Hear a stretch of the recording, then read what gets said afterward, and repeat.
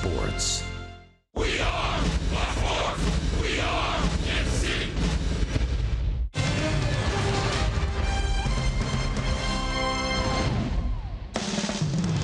Royals baseball tonight against the Oakland A's. Oakland has won the first two games of the series, a lapper in game one, and then a heartbreaker for the Royals last night. Royals baseball is presented by Academy Sports and Outdoors. Hi, everyone, and welcome back to the ballpark with Rex Hudler. I'm Ryan Lefevre. Joe Goldberg and Jeff Montgomery are coming up. Well, it's very rare that a Royal gets booed here at Kauffman Stadium, let alone what happened to Joakim Soria last night, but it really expresses the passion of the fans who chant "Let's go Royals" all across the country and even into Canada the past few years, that the games mean so much that when the Royals lose a game they normally win, it hurts. It does, Rhino. This is a passionate fan base. A whole new generation of Royals fans have jumped on board. Their great success over the last 2 years has been phenomenal. It's turned Kansas City into a baseball town again. Been fun. Now, they're having a hard time accepting the fact that their team may not make postseason, especially when it comes to the bullpen. That's been a huge staple of this ball club over the last 3 years. And when they let them down, and they have the lead, they let Soria have it. So look, fans are fans. They can do what they want. They never can do wrong. But look, they love the energy these players play off of them fans. They love it. Yeah, it's a tough business. Well, the Royals were in position to win that game last night because of another clutch hit from Paulo Orlando, who continues to play like he's been in the big leagues for 5 years. But he's only been here for 2. We'll talk about Paulo after this.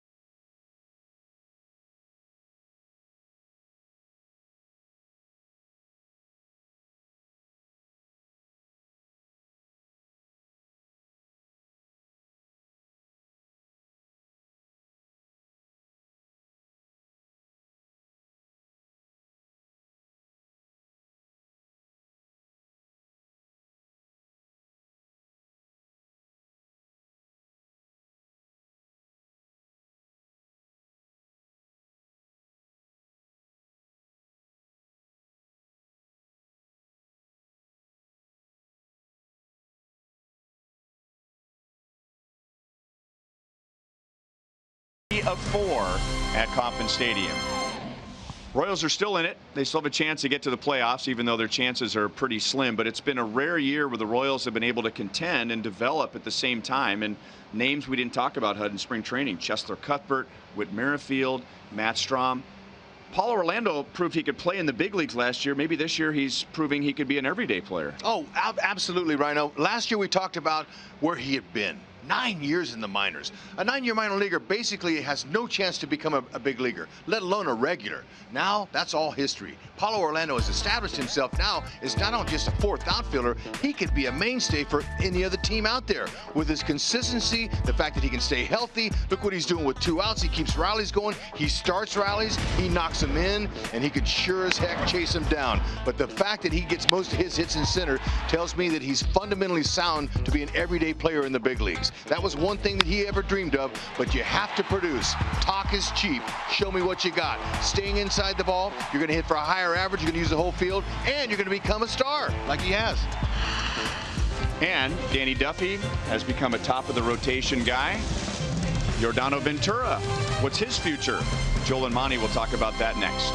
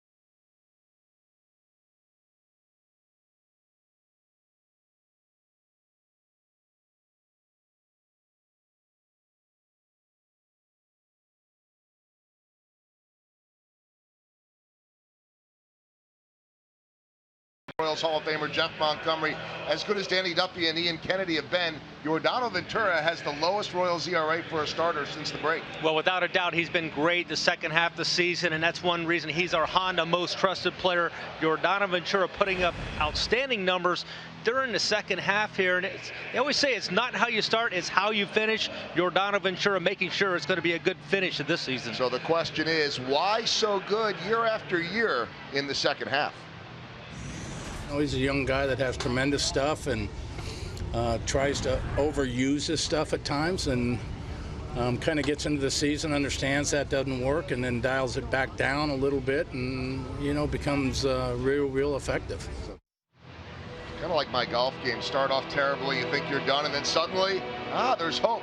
He needs to put it all together next year. Well, that'll be the key. That's part of the maturity process and becoming a bona fide big league player, and that's what we hope to see from Yordano Ventura in the future.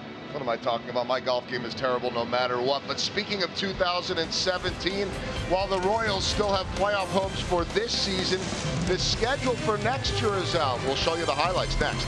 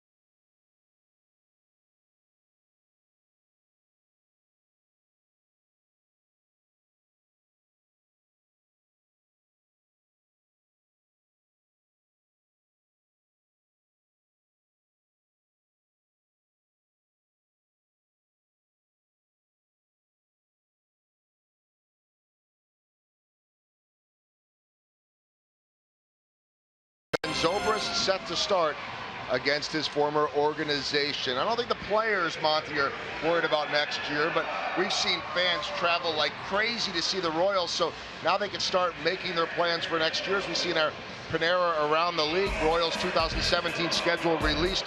Going to be a little frigid for opening day. Yeah, no doubt about it. Going to be in Minnesota to get things going. Interesting, you're going to see the Athletics here for the home opener. They wait till September to come in to see us this year. And the Royals go to San Francisco regular season for the first time since '05. First trip to Dodger Stadium since '03. So make your plans. And the I-70 series is actually in August next year. Peter Moylan in the Pooch. It's Mark at the Park. The Wonder Dog and Ryan have the call next.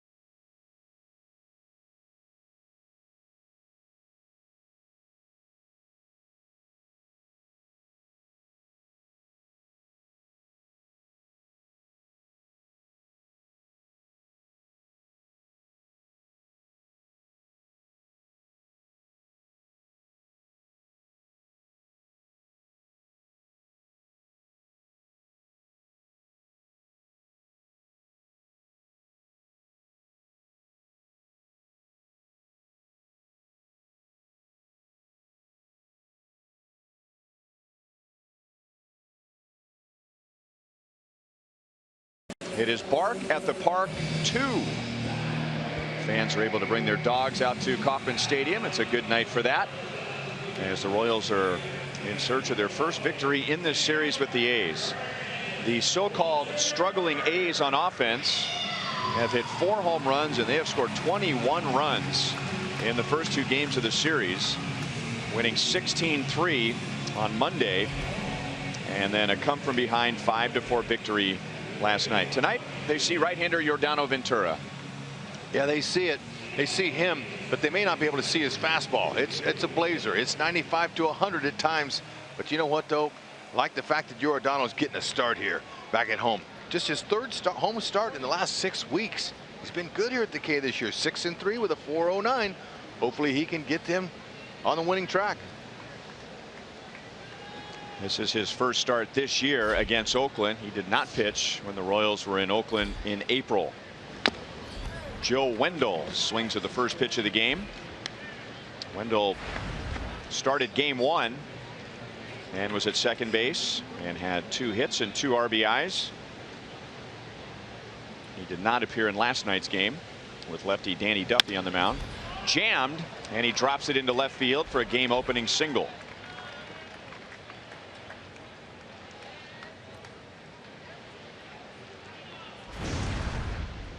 Yordano's pitch breakdown fastballs, curveballs, changeups. They're all above average. Opponent's only hitting 176 on the curve. He's got good stuff. He's typically will start the game with a lot of fastballs and see how they're doing. He's got to keep out of the middle, even though he has extreme velocity. He still can turn on it, but he's got to be able to mix them up to be successful. Quick home, and he'll help Salvi out.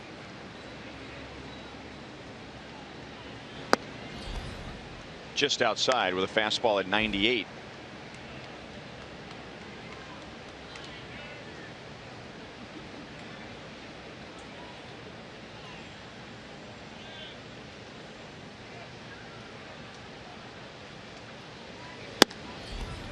Again outside at 98.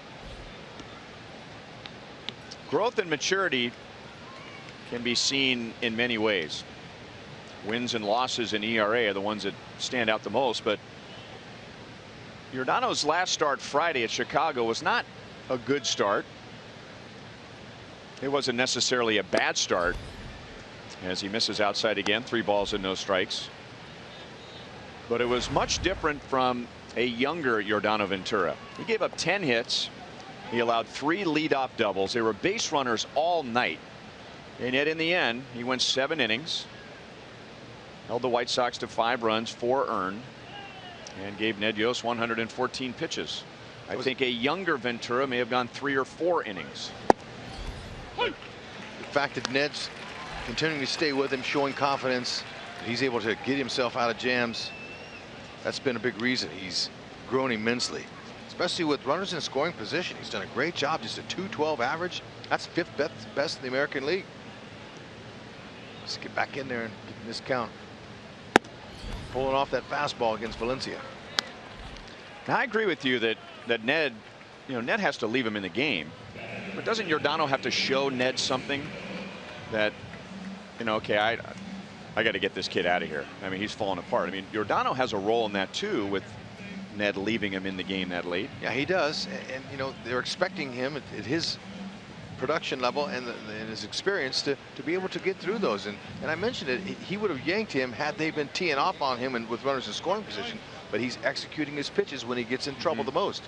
So he's got confidence that he can get out of his own jams. And I think that's going to help Giordano turn that corner that he's approaching and getting on to becoming the established ace that he could become. Good pitch over the inside to Stephen Vogt.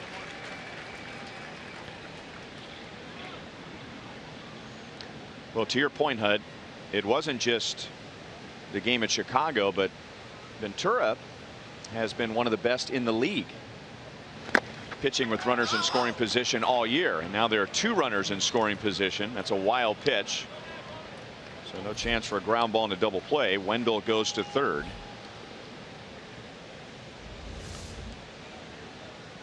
First curveball didn't work. Stayed under Salvi. That'll move him over. So it's a little test early for Ventura here. Oakland enjoying being here in Kansas City. Today I got a chance to get down there and talk with some of those guys. Stephen Vogt was one of them. And I said, so you enjoy coming back here spoiling the Royals party a little bit? Absolutely, he said. Man, we're so happy that we've taken the first 2 games and we're not done. So that'll just tell you, those guys are in there saying, you know what, we want to take these guys out, especially after a couple of years ago. Vogt was a member of that, the A's, when they beat him in the wild card. And that's what you do when you're out of the race. You try to be spoiler. It's just the way the game is. There's always something to play for. If it's not yourself, which a lot of guys do when you're out of the race, you play for yourself and your numbers. You're trying to round them off. But as a team, you want to try to beat the other teams that are ahead of you and that have playoff ramifications.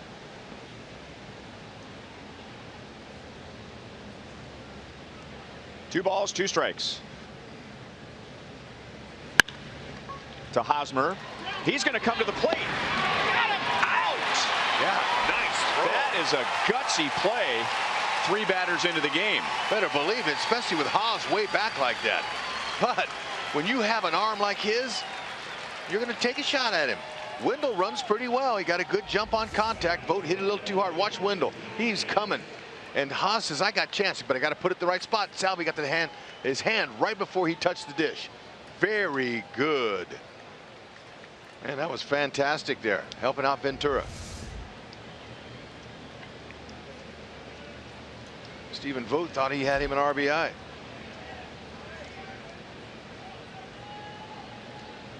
So first and third, 1 out to Chris Davis. Fastball by him at 99, an easy 99.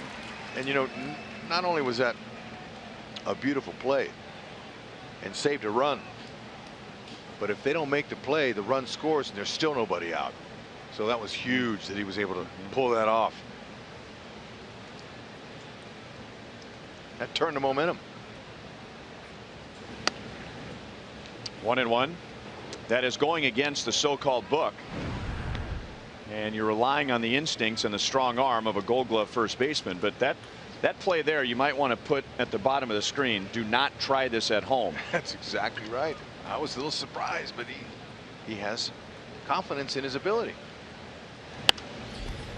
Now Ventura jumps ahead 1-2 on Chris Davis, who's hit 2 impressive home runs in this series. One into the second tier of the fountains on Monday night, and then last night going to the opposite field. Career highs in home runs. He has 10 more than he hit last year for Milwaukee, and he has the 3rd most home runs in the major leagues since the All-Star break. He's hit 25% of his team's home runs. That's the 2nd highest percentage in the major leagues. Only Freddie Freeman of the Braves has hit a higher percentage of his team's home runs. Now he strikes out a lot, but he doesn't care. Matter of fact, he's 8th in the American League with 150 strikeouts. And talking with Ron Washington, third base coach, today before the game, about him, talking about the power shots that he hit in the first 2 games of the series.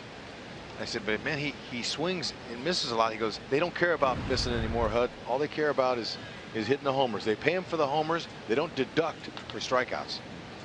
Good line.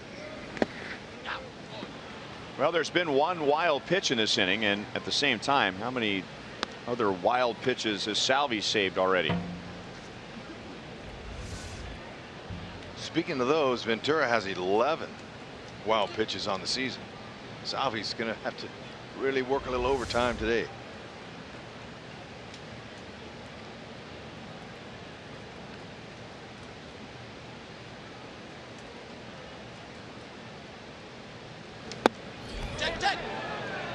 No swing. So it's the 2nd walk of the inning for Ventura, and they're loaded up. He has a chance to strike that guy out, but you know his command has not been there today so far in this first inning. Royals defense sponsored by Ford. Mondesi getting another chance. And when you're in this period of time right now where the Royals still in it, but even though with a couple of weeks to go still, you want to show your manager that you're having good at-bats and that you can help the team win. So this is an opportunity for him to see what he can do offensively. I already know what he can do defensively. Very good range, energetic player. That's a fair ball. Yonder Alonso, for the 2nd straight night, drives in 2 with 1 swing. Close at 3rd, and Davis is in. Alonso ends up with a double, and the A's have a 2-0 lead. Hit the ball last night a little harder than the one tonight. Sure did. But the same final result. Yeah. So Giordano, Ventura, all of a sudden, I mean, with that play that Hosmer picked him up with, thought that he might could settle in, but he hasn't been able to. That's a broken bat thing, but you know what? That thing landed in a great spot. Man, I'll tell you, when you're going good, doesn't matter how hard you hit it, you're getting the knocks. 2 ribbies. And, you know, I said it last night how I credited Alonso for that pinch hit, that double, that big hit against Soria. It took a lot for a guy to be able to do that. Now, I wasn't really pleased with some of the comments I heard from Soria saying that the Royals should have been playing maybe in double play or no doubles defense and explain what no doubles defense is. Late in games, sometimes, you know, when you're ahead by a run or 2, you play your outfielders deep, so if they do hit a double, they're able to get to it quickly and keep that runner from first to scoring. And so, but that situation, the Ned said today that the defense was right where they wanted them, and he just tagged it. Raked it. He hit one of his pitches. So sometimes it's okay to own it and just say, look, I made a bad pitch and I didn't execute. Not having the best of seasons. My guys are trying behind me, but when you make excuses like that, it makes it even worse. One story becomes another story. Exactly. It's easy to do the interviews when you're going good. That's easy. What are you doing when you're going bad? You're watched more and you're listened to more. No swing, 1-2 on Ryan Healy.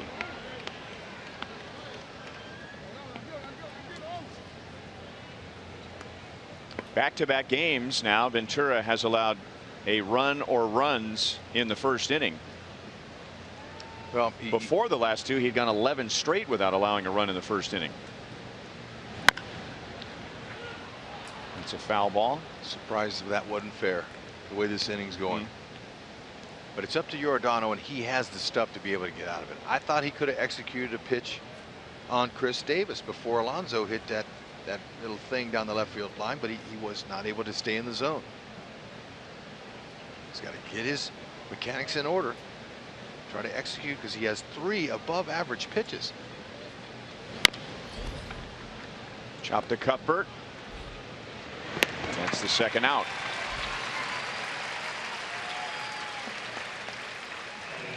And I'm sure nobody felt worse than Chesler did last night as the A's were rallying for 4 in the 8th inning. He handled that little dribbler from Chad Pinder with 2 outs, and maybe because of the wet grass, maybe just with a less than perfect transition from glove to hand, wasn't able to throw to first and end the inning.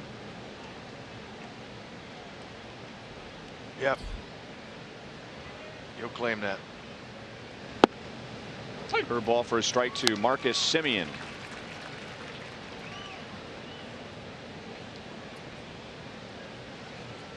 Semien has the best numbers and the most at bats against Ventura. 3 for 6, couple of homers out of those 3 hits.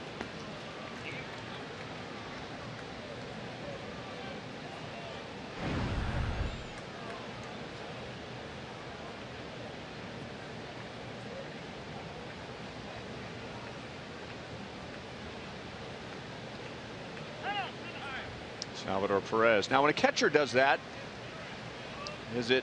he says, wait a minute, I don't want that pitch. Let's go through the signs again. Yeah, he messed it up. So that's why he pointed to his chest. My bad. Sorry, let me start over. There you go. Well, that was the right choice. A changeup to strike out Semien, but it took 27 pitches for Ventura to get through the first, and Oakland has a 2-0 lead.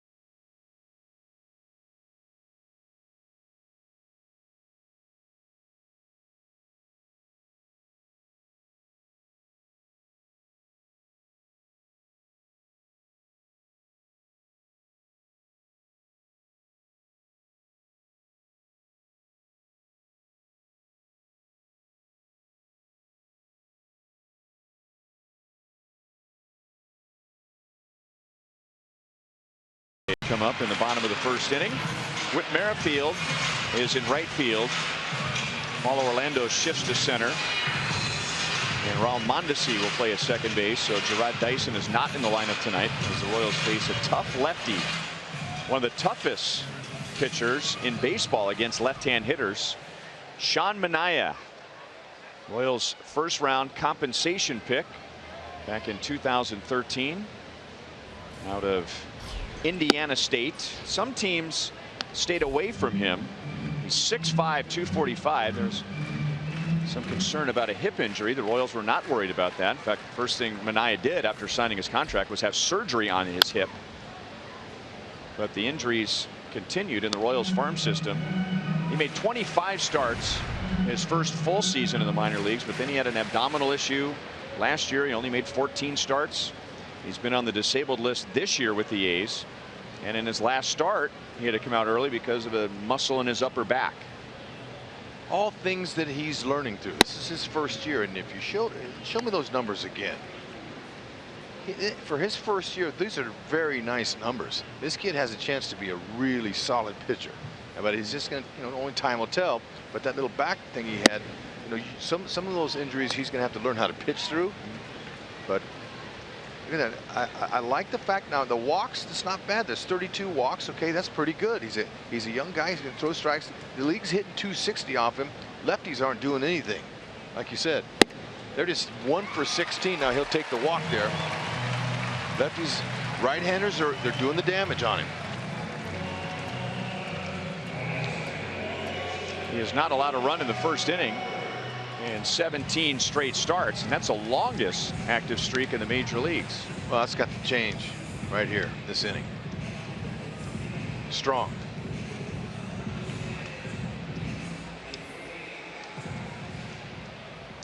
So the injuries, that's the downside on Sean Manaea, and the Royals were very high on him up until the day they traded him for Ben Zobrist.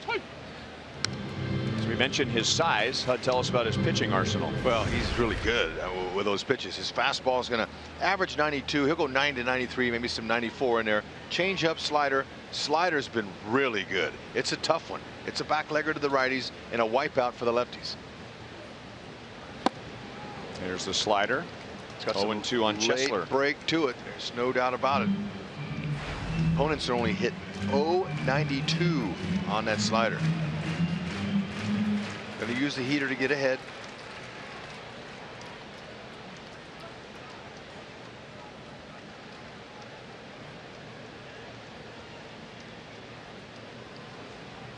You're going to steal off Manaea, you go first movement. And that leads Wendell right to the bag, to Semien, to Alonso, 2 down. It's a nice little play there with a double play combo that looks to me like Wendell could have taken that himself. But he's that close to the bag, he just flipped it right up there. Semien took it. Roll him up. Is that all the call and the instinct of the second baseman, or will the shortstop call for the ball on a play like that? That's instinctive. I didn't see any conversation there. There's no talking, and that tells me that as little time as Wendell has had out there, Semien's been their everyday guy. See, this right here is his routine. He knows where he's going to be. You have to know your middle infielders. You got to know everything about them, where they're going to be, always looking at each other in between pitches, getting tips, getting little ideas, a lot of body language, a lot of sign language. And so when that's the meat of your defense. You've got to have solid defense up the middle to succeed and to help your pitching win games. So that's why it's so important to have a good double play combination. Communications. 1-2 on Hosmer. Another hard slider thrown by Manaea.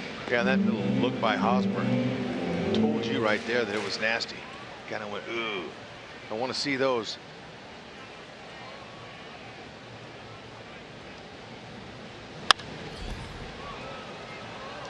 But if you can hit 3 home runs in your career off Chris Sale, you can take this young rookie deep, Manaea. Look at that. Lefties, nothing. Righties, do the damage. Only 2 lefties Manaea will have to deal with. That's Gordon and Haas. Haas likes that ball up and away to go to left field. That's up the middle and into center field. Hosmer down in the count, has a 2-out single.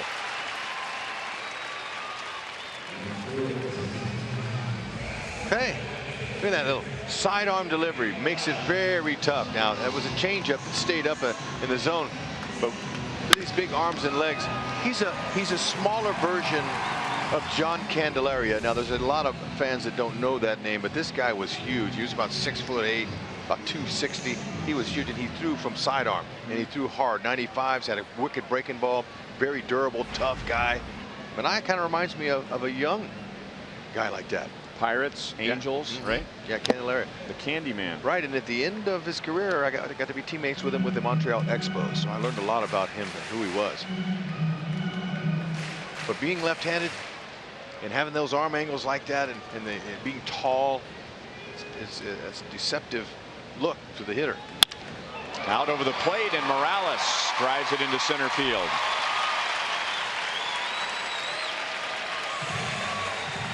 Kendrys was hitless last night. He lost 2 streaks. He lost a 14-game hitting streak and a 7-game RBI streak. Fastball on the outer half, and he stayed with it. Morales, now that'll put him over 300 against lefties.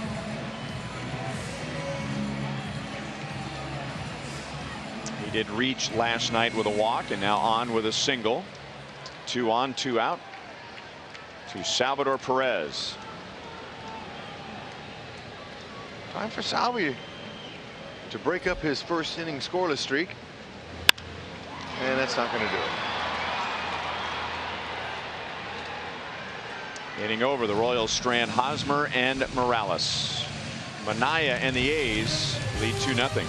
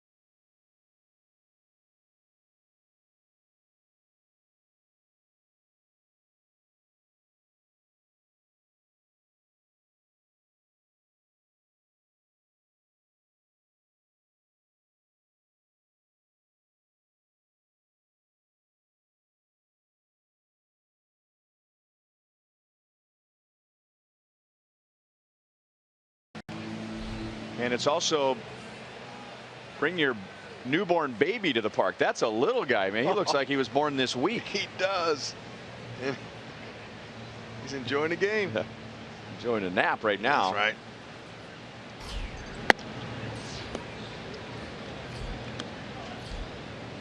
Bruce Maxwell takes ball 1 from Yordano Ventura. Maxwell was in the lineup in game 1 and had 2 hits and 2 runs scored. Back to Ventura. 1 away. Fine athlete. He's a good fielding pitcher. Better believe it. And along with his maturity process, he's slowed everything down now. Used to be he would get the ball and he would fire it to first base, and Hosmer didn't know where it was going. And a ball that was hit, a little chopper to Haas, he would go cut it off. I mean, he was a little bit out of control in his first few years, but now this is all part of the maturation process that a young star pitcher goes through. He has a chance to be a star. Strike to Eibner.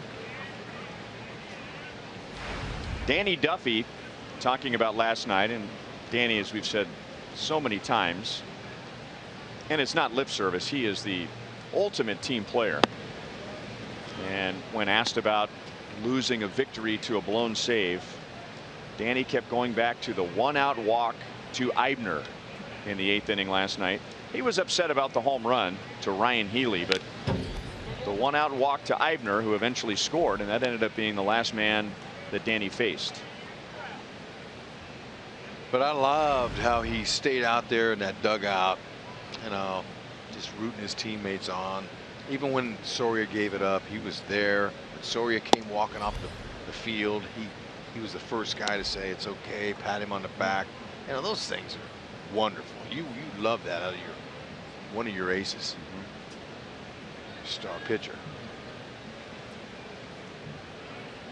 And his teammates, they feed off of that. Had a chance to talk with Eibner before the game, ask him how he liked it over there in Oakland. He's new, you know, obviously he's new in the game, but it's his first time he's been out of his original organization. It's nice, he says. It's interesting playing in California. The weather's, you know, decent there and everything, but it's cool in the Bay Area, always cold. And I asked him, what are your plans? Outside of you got to go? Outside of walking back to the third base dugout? That's right. And he said he wants to go back to Atlanta, the Georgia area where he lives, and get his body back. He said he can't report to camp this year with the Royals about 2:30. And he's like down to like the 2:15. The season has worn on him, and that's what you got to do if you're going to be an everyday player in the big leagues. You got to make sure you make your gains in the off season, and that's what his plans are. Build yourself some strength back and try to keep it. Joey Wendell opened the game with a single.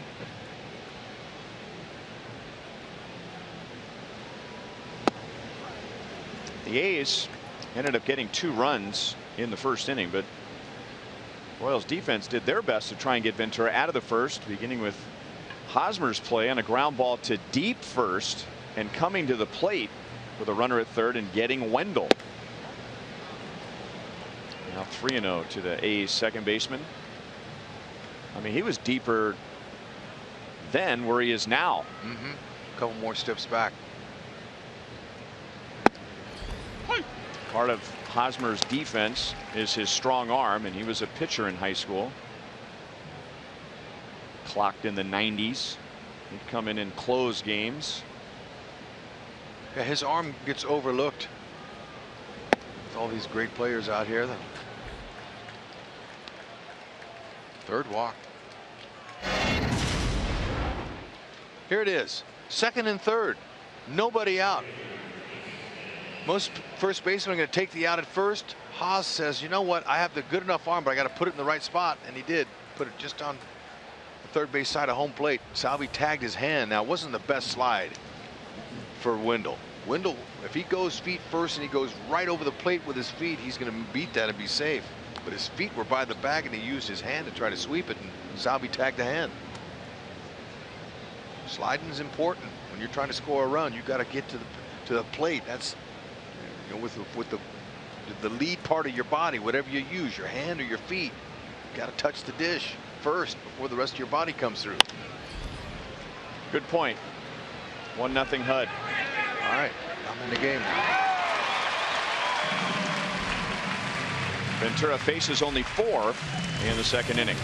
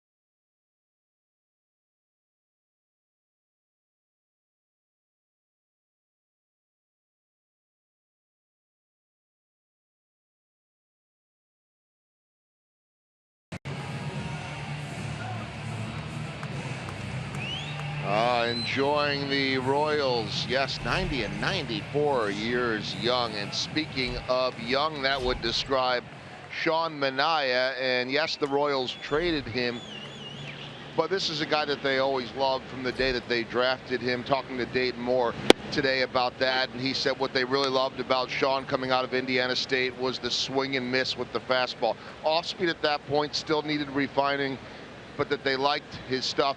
They liked the fact that he was a great kid. As Alex Gordon, great grab in left field, almost 2 hits by lefties against the lefty, but they liked that he was a great kid, liked that he was humble, but they knew while there was a risk of giving him up, they had to get Billy Beane. And Dayton said, or had to get Ben Zobrist, and Dayton said today, guys, that when they started talking about Ben Zobrist, Billy Beane said, we have to have Sean Manaea, if not, we're moving on. So the Royals pulled the trigger on that one. It led to a world championship, and now here's Sean Manaea with the Oakland A's.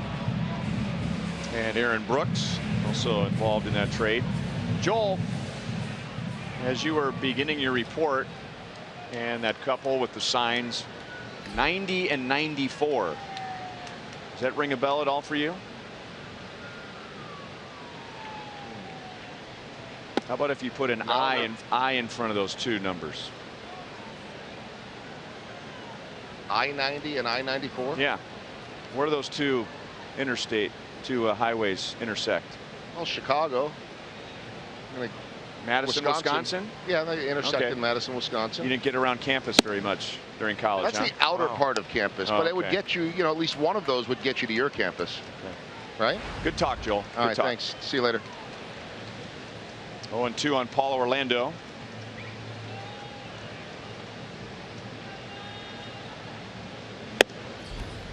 Paulo continues to do things that you don't necessarily expect from a young player. When I say young, I'm talking major league experience. But when he drove in 2 at 2 outs last night, that's nothing new. He's among the best in the league. Batting average with 2 outs. There's a ground ball to Wendell. He doesn't seem, HUD, to get caught up in the moment. Feel like he needs to hit a home run. Men on base, game on the line. Stays within the parameters of his game. Exactly. And because of that, he's able to control his emotions and everything. He's able to turn himself into an everyday guy.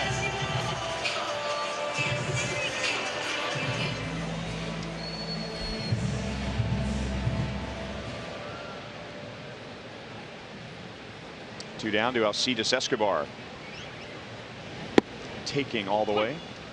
Controlling your emotions in this sport, it's extremely important. Every day you play it. Calm. Guys that have the even keel personalities, they're the ones who end up better in the long haul.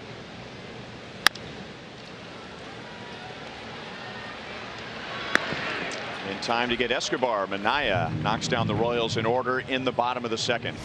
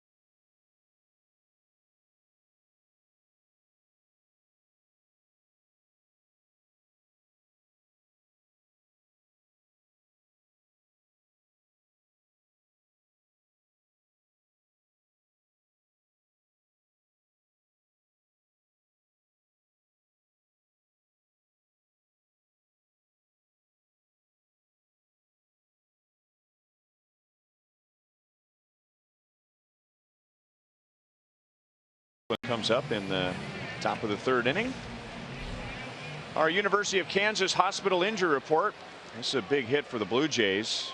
Josh Donaldson, last year's MVP, candidate again this year. He's missed the last 3 games with a sore right hip, which is, it looks like, has been affecting him more than the last 3 games. Prior to missing those games, he'd been 0 for 23. 2.5 weeks to go. Blue Jays have time. They're down 2.5 games.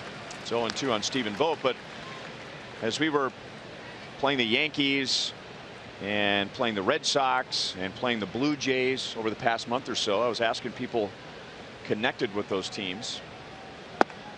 1-2 on Vogt. Who's the best team in the East? And the Blue Jays people, the Red Sox people, and the Yankees people, we haven't seen the Orioles in a while, all said the Blue Jays. Blue Jays are the best team. They were leading the division at that time, but they are down, and they're a different club without Josh Donaldson. Yeah, they sure are. And you know, the hip, it's not as bad as a wrist injury for a hitter, but it's pretty close. You have to turn. You got a little torque there. You're not getting any pop, any leverage from your legs. So he's going to miss probably another 3 games. I already might miss 6 or so. They got to find a way to get him well. And especially a guy like Donaldson. You know, I mean, you think about power hitters, and I guess it's timely playing the A's, but you know, Mark McGwire and Jose Canseco, you know, that those guys could be on the cover of, you know, weightlifting magazines. But power comes from the legs. Exactly. If a power hitter doesn't have his legs, doesn't have his hips, he is no longer a power hitter. No question about it. I remember when I was 30, I wanted to keep my speed. I took a speed acceleration program course in the off season, 6 weeks, plyometric jumping, high speed treadmill, you know, really worked my lower half. And I never worked it before, ever. And I did it just to keep my speed. But when I got to the box in spring training, I started hitting that ball, and my hips were transferring, coming through, and I was like, I was hitting balls out of the park. My teammates are going, wow, what happened to you? And it's because I worked my lower half. Tremendous strength in the legs, your hips.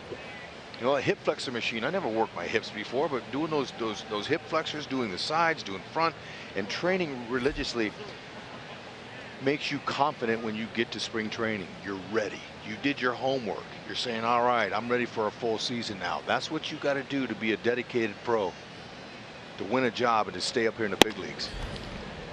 Good spot. Didn't get it. 99. Free and easy. Off the plate. Guy throws that hard. All you got to do is put a nice, easy little swing on it. Ball jump. He's missing. He's having some issues with his shoulder flying out. I noticed it in the first inning when he walked a couple. Second, you know, it's a little better, but he still walked the batter, pulling off of it.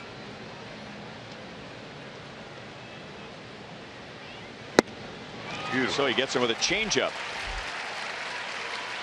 3 strikeouts for Ventura tonight, all with his changeup.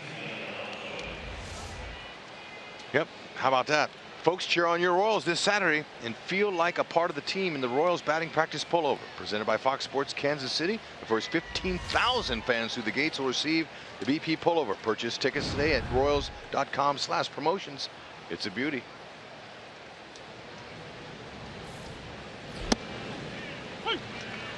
Breaking ball strike to Yonder Alonso. Batting with the bases loaded and 1 out in the first inning. Lost a bat, broken bat, but hit a little flare over Cuthbert at third base and drove in the 2 Oakland runs. Yeah. How about that? That's a pitcher. Pitcher loves to hear that sound, but doesn't love the results. Now single to center field with 2 outs. Sound like he hit that with a yardstick. It did.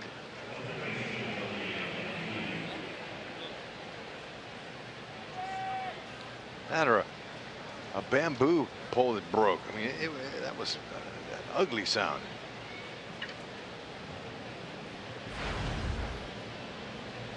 Ryan Healy grounded out to Cuthbert in the first inning.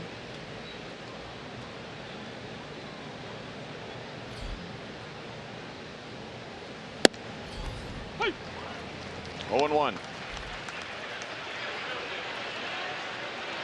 Beautiful. Way to bring the kids out.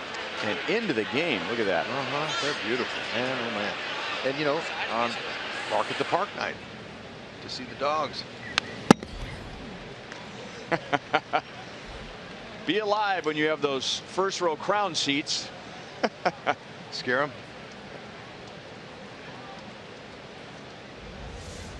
What's his reaction? I heard her. She yelped even.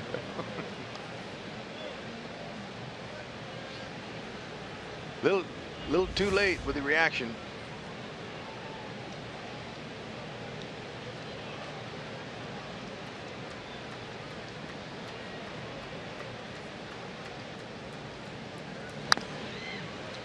Still 0-2 on Ryan Healy. Big, strong guy. He can hit the ball, man. He's a masher. Defensively, and you know, doesn't have a lot of range. We watched his throwing stroke, very unique, short and quick. He gets the job done.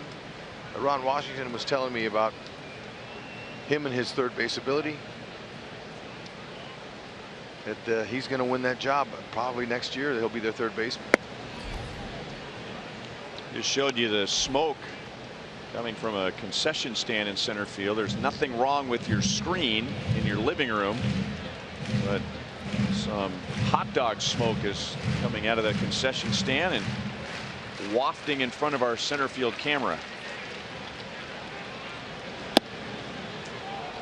2-2. Can almost smell the hot dogs.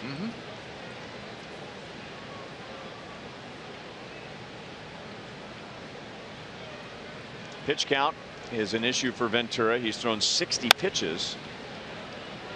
So that would be an average of 20 pitches per inning to this point. 27 of which were in the first inning when the A's batted 7 and scored their 2 runs. Now a 20-pitch third inning.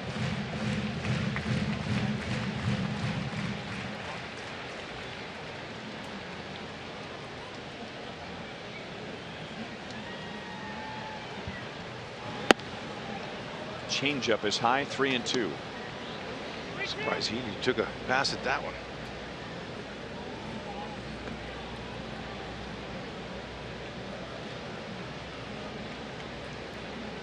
Can you take your dog anywhere, or is there a designated section? I'm not so sure.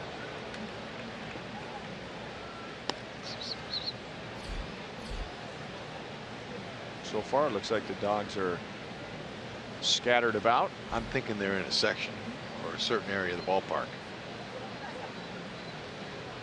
That's near the left field corner near the Royals Hall of Fame.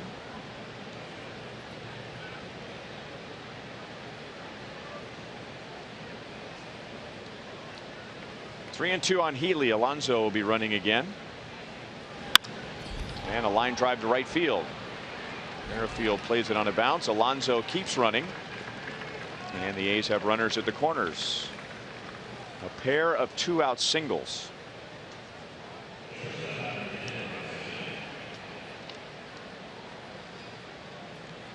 A reminder, as you enjoy a cold one, look forward to Miller Time later in tonight's game, brought to you by Miller Lite.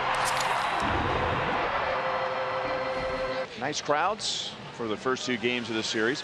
May have something to do with the 6:15 starts, an hour earlier than normal. No question. Okay, so there are particular dog areas.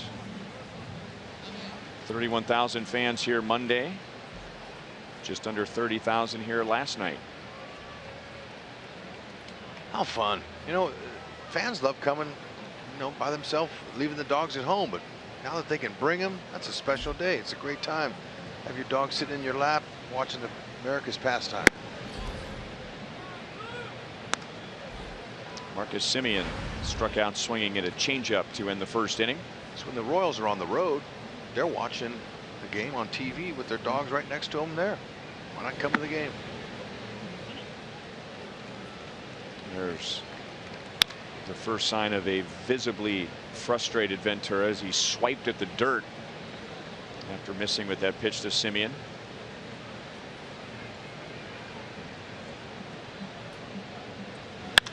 Came right after him on 2-0. Merrifield is back, and that ball's off the fence. 1 run is home.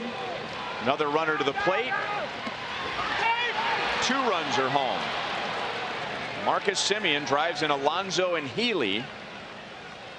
And the A's, after 2 outs and nobody on, get 3 straight hits. And they lead 4-0. Semien adding to his numbers against Ventura with a nice shot. That's an outside pitch he went with. Didn't have to do much. He just let the ball travel deep. Of course, the ball at that velocity, it's going to get on you in a heartbeat. Very good controlled swing. Whitley had no chance. All he could do is turn and play it off the wall. And ball hit midway up. Good strong throw, but not in time. Healy, tough roll on his right shoulder there. He's fortunate he didn't injure himself.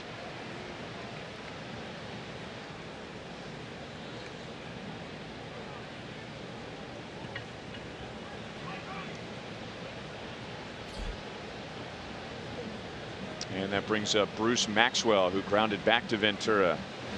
First time up.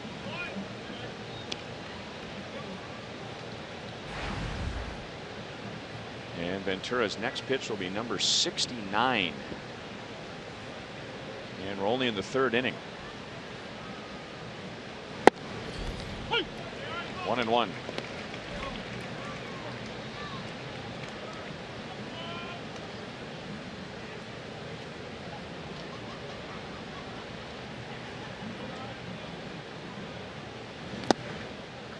Not even close. 2 balls, 1 strike. He's really working his battery mate Salvador Perez. Salvi's been bouncing all night. That breaking ball is in the dirt. Doing a nice job. That's a changeup there. He whiffed that. Pulled it. That is through. Semien's around 3rd. Oakland leads 5-0 in the 3rd inning. And the A's have had 9 base runners in the first 3 innings. And Ned Yost gets a little closer to Dave Island. Talk about planning for the middle innings here as the Royals are down big and Ventura's pitch count is high. Those runs there, all with 2 outs.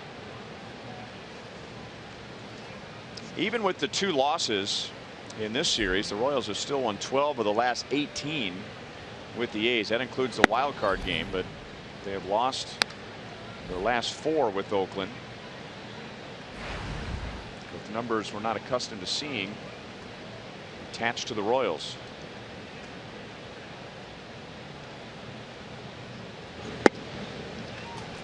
One and one on Eibner. He was a strikeout victim in the 2nd inning.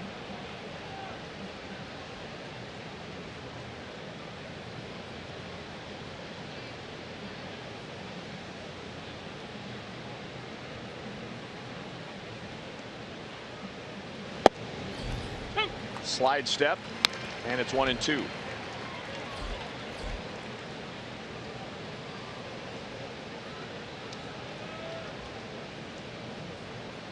A 33 pitch 3rd inning. Pitch number 75 in the game, and it's 2 balls and 2 strikes on Eibner.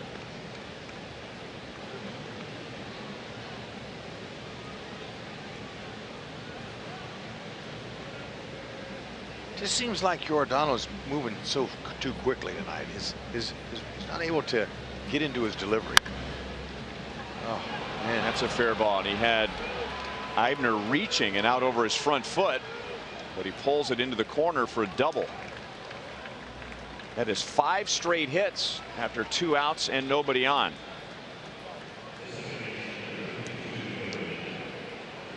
Jeff Montgomery, can you help me analyze Giordano? And are you seeing what I'm seeing?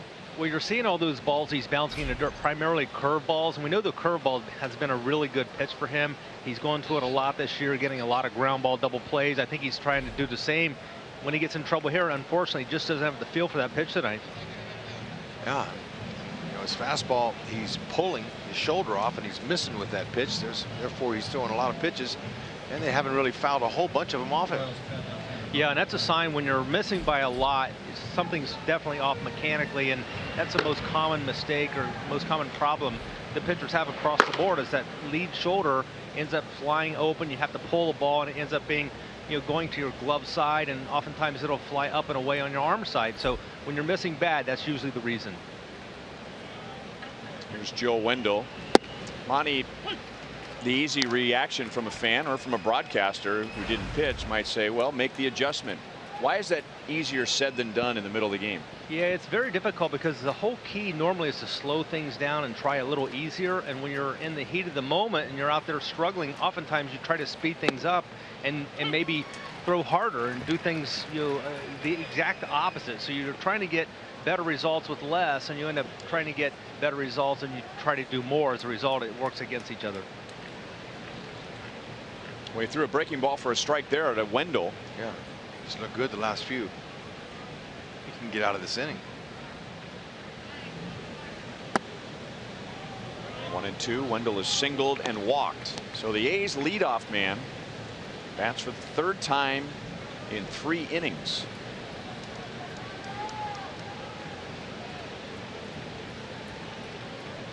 As a hitter, you'd love that. But now Wendell has got to go. The A's get 3 2-out runs to take an early 5-0 lead.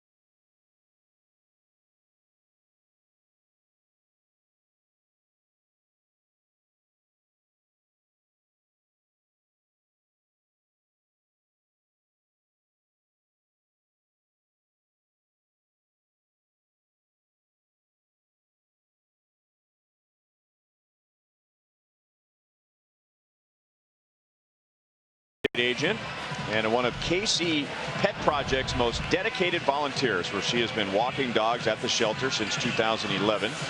Sharon spends countless hours organizing photographers to take photos of adoptable pets, promoting the animals on social media, working with the senior shelter dogs through her Senior Love Club, and acts as a mentor to all other volunteers within the organization. Sharon Garten sitting in the Buck O'Neill legacy seat at tonight's game.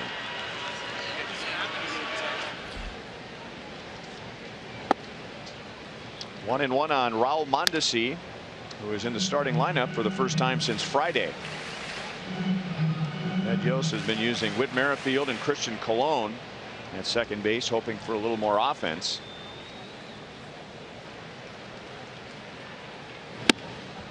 1-2 on Mondesi. It's tough league to try to hit in. When you're young, 21 years old, it's been tough on them. They knew it would be. Hitting 256 against lefties, just 190 against righties.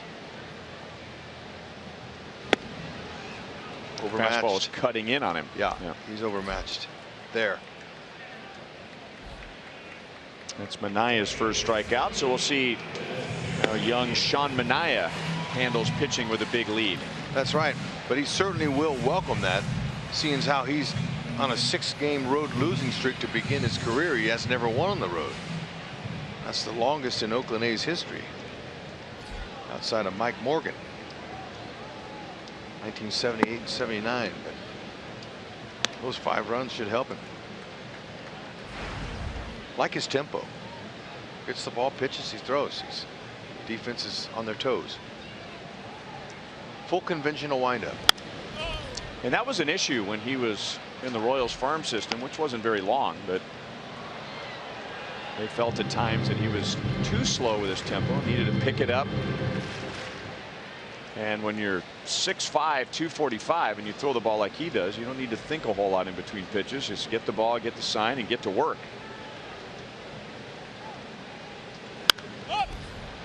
That'll be out of play. 1-2 on Witt. You know, when you see a guy that takes his gloves over his glove and ball over his head, and he kind of gets into that windup, that sure can help generate some power and with a little push off the rubber. But that was invented really for deception back in the day. You didn't see as many hard throwers back in the day, but you saw a lot of arms and legs. That's all part of that whole idea to trick the hitter, to deceive him. More moving parts. Yep. Trying to find where's the ball going. Right. Where's it going to come from. And you know, they weren't the kind of athletes back then that they are now, but you see how he's got the big leg and long arm swing. Right. Big long arm swing, 3/4 arm slot.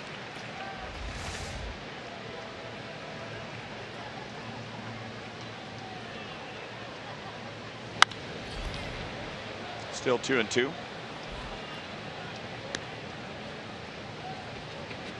Whitley doing a nice job against them lefties. It's hitting .345.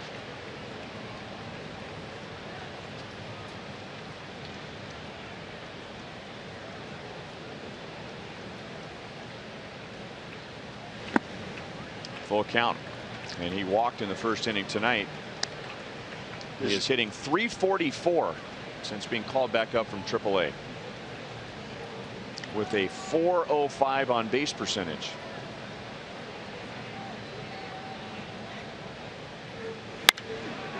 And he adds to both with a 1-out base hit.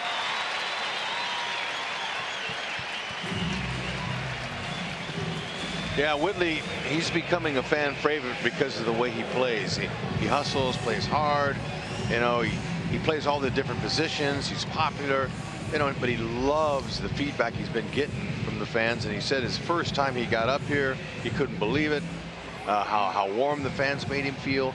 And then listening to Joel interview Dozier the other day, Dozier said the same things that Merrifield was saying. He says, man, when I came out of the dugout, they cheered for me. I went to home plate, and he says, I almost want to step out just to absorb it and just to know that this is a moment in my career I'll never forget. So the Kauffman Stadium crowd has got tremendous energy. Man, they love their players. And whole new generations enjoying Royals baseball now because of their stardom. And they're still a winning team. They still have a good ball club. And they may just be a tick behind this year because of the workload they've had.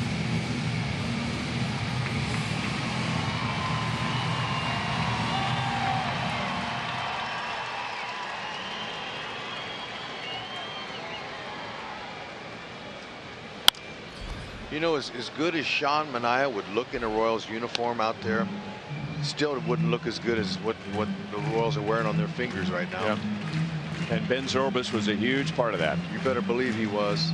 And look what he's doing for the Cubs now in Joe Madden. So that's what it takes sometimes.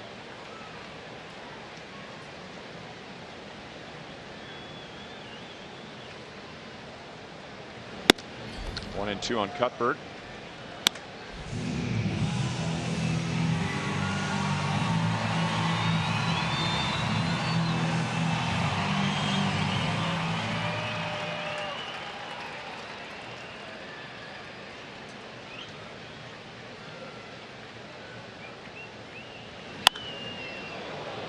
In order to get Sean Manaea and to get Johnny Cueto, Royals gave up 5 pitchers, 4 lefties. Okay. Sean Manaea, Aaron Brooks, a righty, went to the A's, and then Brandon Finnegan, John Lamb, and Cody Reed, 3 lefties, going to the Reds.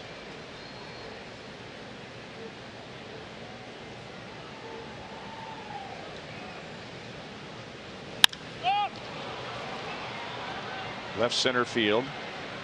Eibner wants it. 2 outs.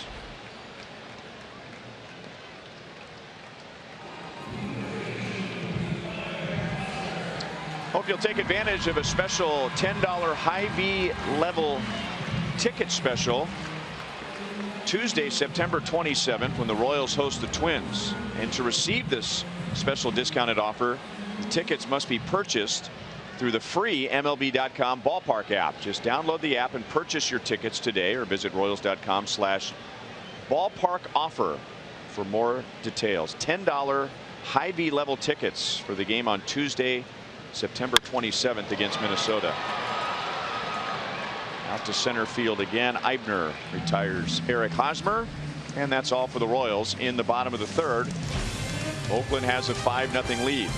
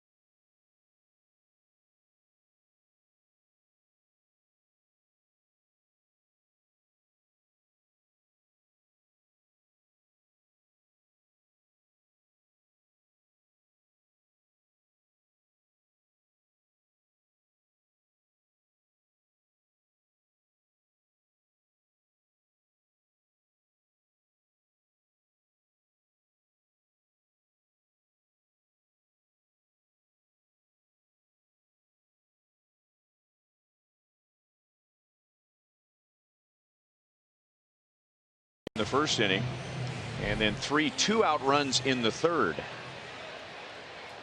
75 degrees at first pitch, hardly any breeze tonight. The wind shifted about 3 different times last night. We had rain on and off, and about 5 minutes after the game ended last night, it poured. No chance, or at least no threat for rain for tonight.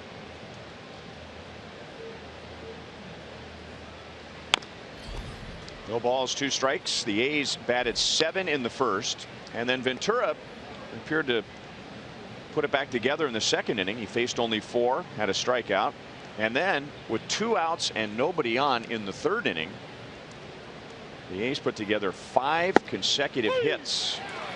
That's his 5th strikeout. 1 down in the 4th inning.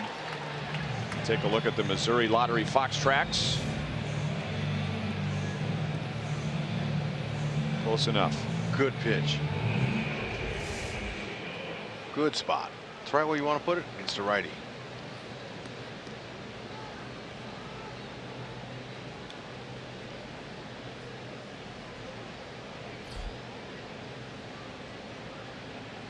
And now Stephen Vogt with 1 down, and Ventura made him wait too long, and Vogt backs out of the box.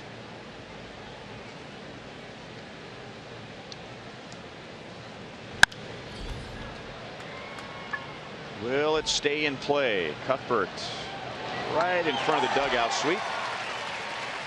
2 up, 2 down.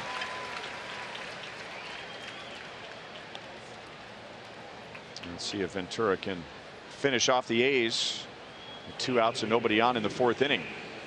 Chris Davis comes to the plate, and we look at tonight's Sprint trivia question.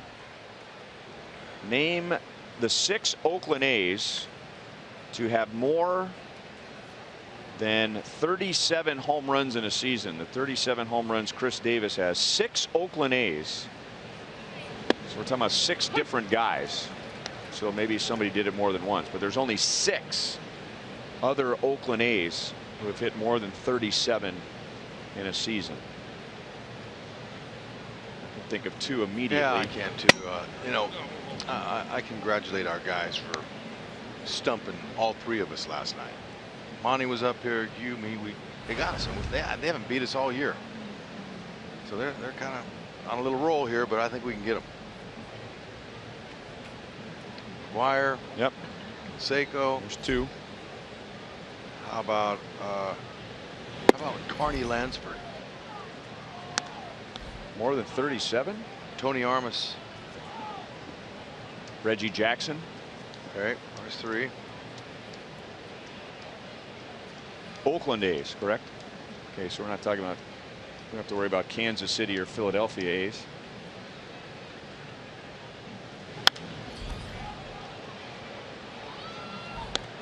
Ricky Henderson. Dave Kingman. No Dave Kingman?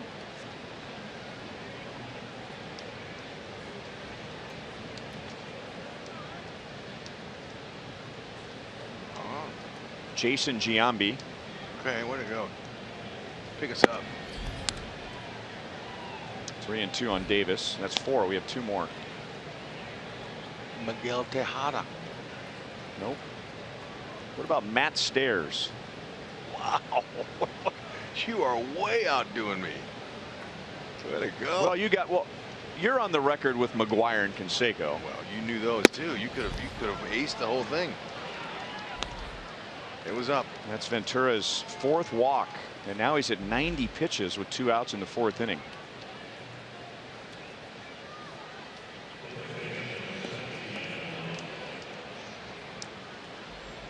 We're 1 shy. Can't believe Dave Kingman's not on there.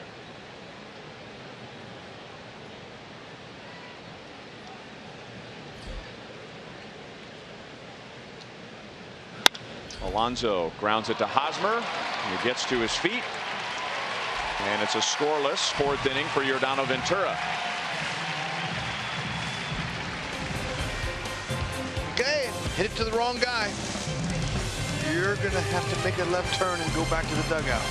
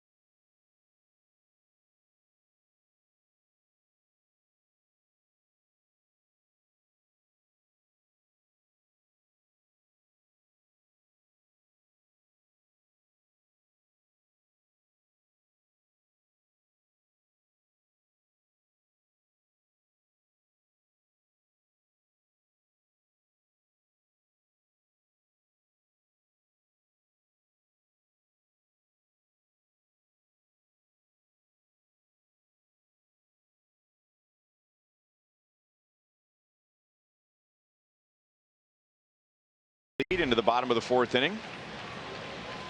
Royals have 3 hits against Minaya, all singles. He has walked 1 And he has struck out one. One of the hits was from Kendrys Morales with 2 outs in the first inning.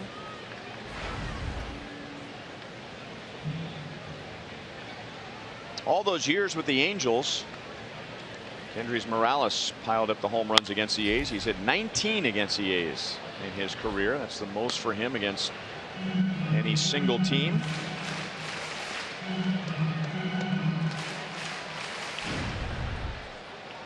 More than 37 home runs for an Oakland A's hitter. Man, we've got Mark McGwire, Jose Canseco, Reggie Jackson, Jason Giambi, and Matt Stairs. During the break, I guessed Eric Chavez, and that was not a correct answer. Eric Davis. How about catchers? What position do they play? Catchers? Yeah, they play catcher. No. I'm just saying. What's the guy we're missing? Where do you play? Are we ready? Are we going for hints already? No.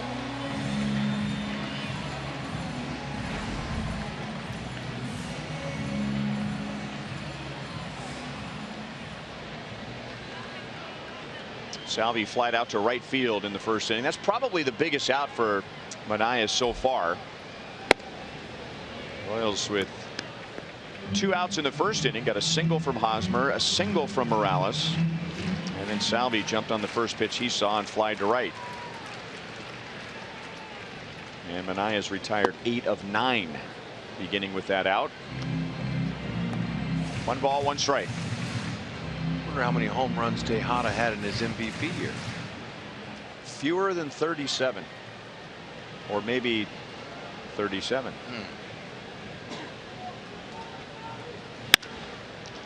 On the ground to short. Simeon throws out Perez. 2 down. A Mazda game break. Mark Trumbo hits one to the Sitco sign. Wow. Which is a block away. That was off of Rick Porcello, his 42nd of the year. Most in the major leagues. By the way, Brian Dozier has homered for Minnesota tonight, and he has 41. So Baltimore with a 1-0 lead. That game's now in the bottom of the 5th inning. Baltimore has the top spot in the wild card, and they're 2 games behind Boston in the East. That's our premier Mazda of Kansas City game break.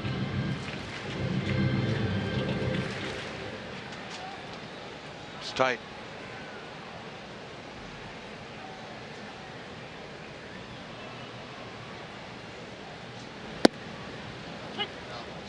Oh, and 2.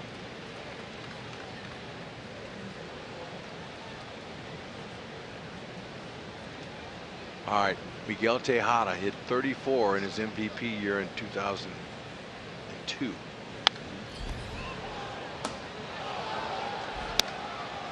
Joel entered the booth and proudly declared, "I've got it." All right. And What takes told Dave Holtzman, our stats producer, that he has the answer. And I think I overheard the clue. It's a pretty good clue. He's a Hall of Famer. Reggie Jackson. How can I already have Reggie. Reggie's already on the list. Hey, sorry.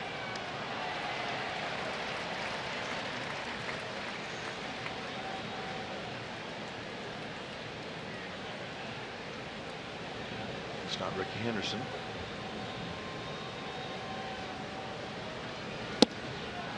Breaking ball strikes out Alex Gordon. Sean Manaea with 4 scoreless innings and 3 strikeouts. That's his second 1-2-3 inning. The A's lead 5-0.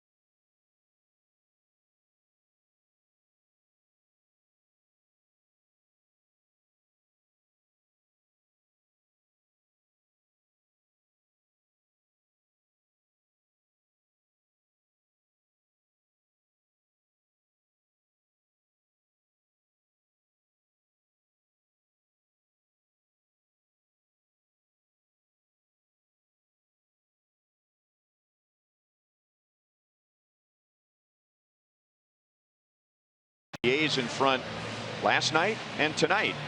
2-run double last night. A 2-run crack bat single tonight.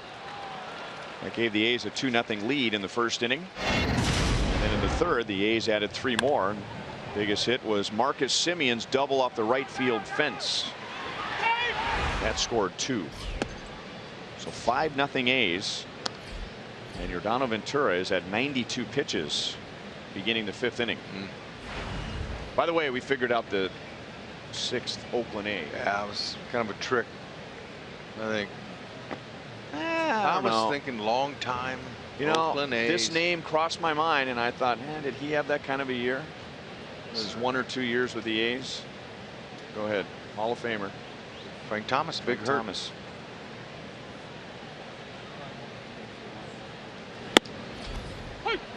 Two and 1. So the question was, our sprint trivia question, with Chris Davis at 37 home runs, there have been 6 Oakland A's who have had a season or seasons with more than 37 home runs.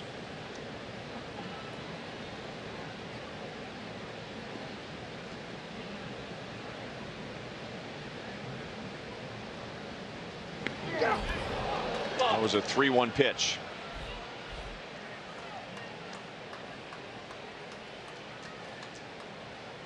And here they are. Mark McGwire 5 times, Jose Canseco 2 times, Jason Giambi 2 times, and then Reggie Jackson, Frank Thomas, Matt Stairs. Good call. Yeah, it wasn't. Would have had a hard time getting him.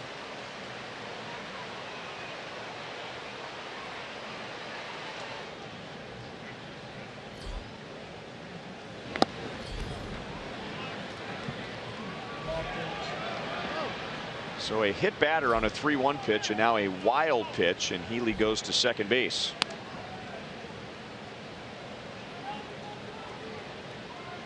That is, at least on the books, Ventura's second wild pitch, because a runner advanced. But as far as pitches in the dirt tonight, that might be his 10th.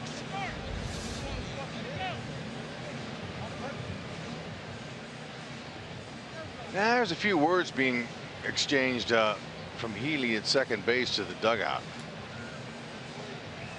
And Semien, well, he's not happy he got drilled, first of all, and then he took a huge turnaround second, busting it hard on the pitch back, wild pitch back there, and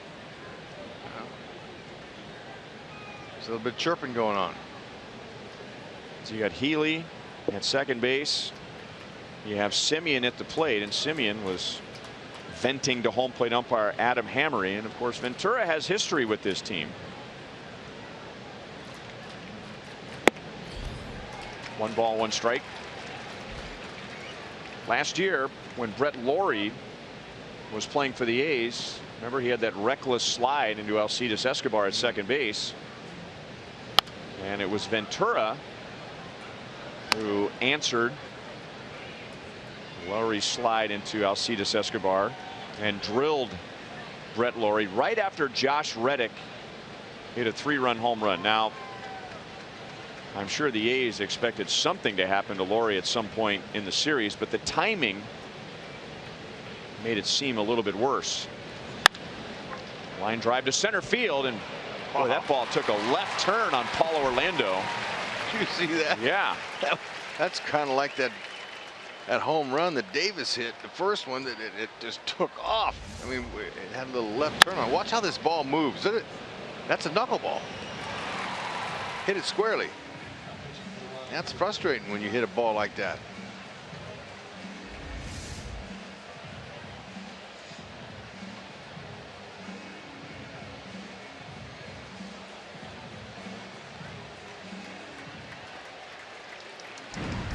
So Ventura goes 4 1/3 innings, and Ned Yost makes a Chevy call to the bullpen and brings in Brian Flynn.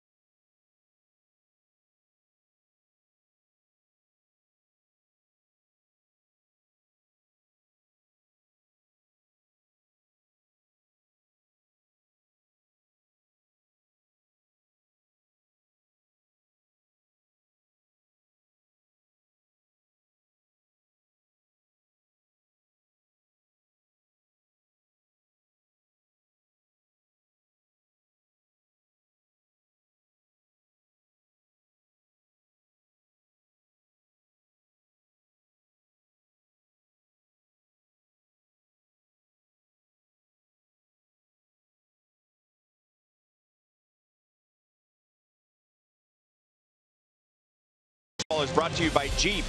Conquer all of the world's most challenging places now during the Jeep Celebration event.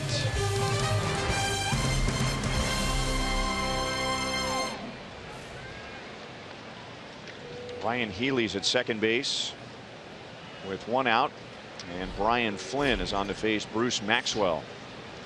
All right, master lip reader. All right. Put me to work. Who says This was during the pitching change. they're meaningless games? So Haas comes over and wants to know what he's chirping about. Yeah. Little heat of the battle.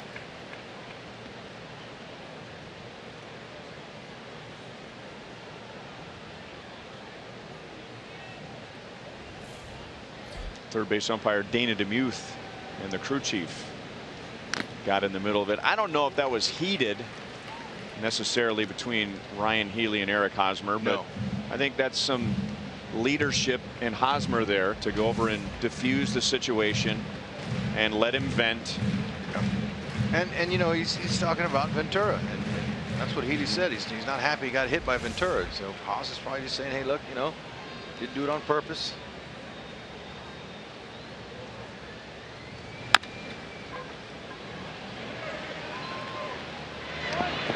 Maxwell is out. The suspicious nature of it, if you're looking at it from the Oakland point of view, is what I mentioned earlier, the incident between Ventura and the A's last year, and Ventura has developed a reputation for better or for worse. Here's what we were talking about last year. An unnecessary reckless slide, and then Ventura was the one who retaliated. Now the A's had to know it was coming, but again, it was right after Josh Reddick hit a 3-run home run, and it always looks bad when someone gets a big hit and then the next hitter gets drilled. So the timing wasn't perfect, but Laurie had it coming from the Royals point of view. And you know, Ryan Healy might be thinking, hey, look, Ventura, he hasn't had a good night. He's given up 5 runs, 7 hits. It's a 3-1 pitch. And instead of throwing one right down the middle and letting me swing, he's just going to put me on by drilling me in the ribs. So that's the A's point of view.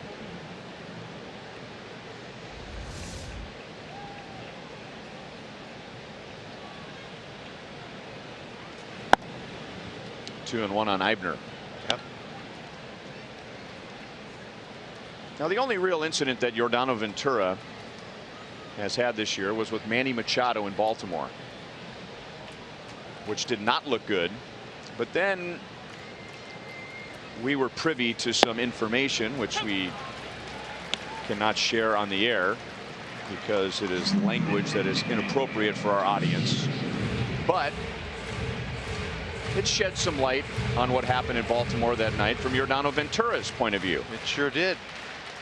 I saw it unfold. Haven't been there before. I understand why Ventura got him the next time up. I felt when it happened that night in Baltimore, I remember asking you, is this what the Royals need right now? And it looked like it was unprovoked. But after hearing a little more, I'm not saying it was the right thing to do, but it was more understandable. Eibner down on strike, so Flynn comes on, gets a comebacker and a strikeout. The A's are scoreless in the 5th. Nice pitch.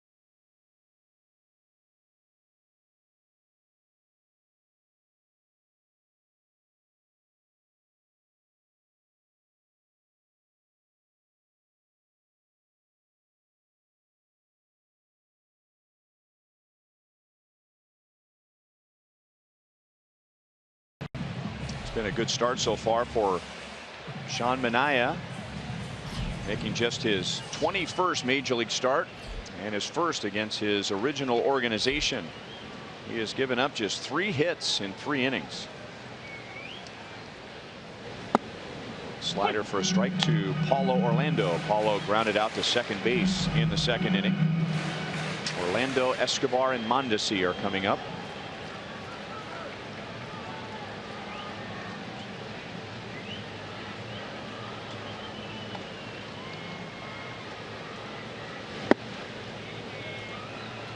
Oh, and 2.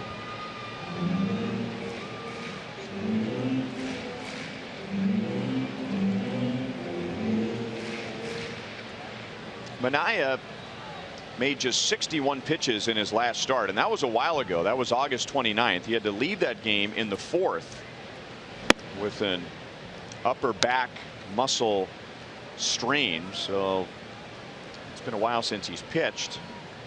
So you figure he's going to be on somewhat of a limited pitch count. Got 19 days rest. Still 1 and 2.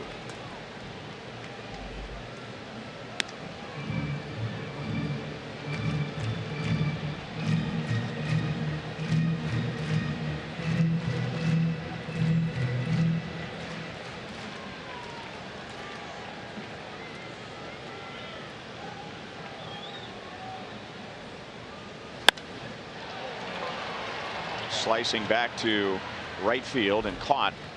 And Paulo Orlando is 0 for 2.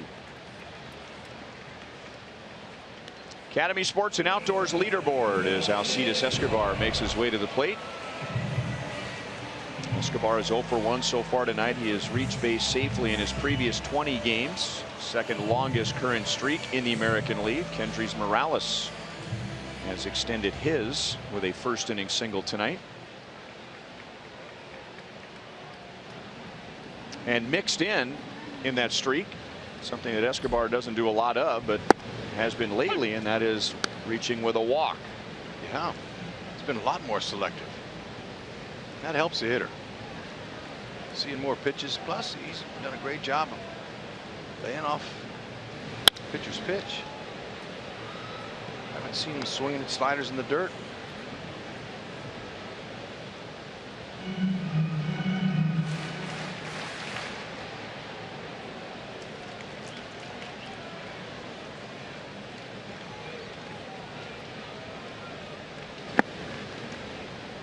One and 2 on Esky.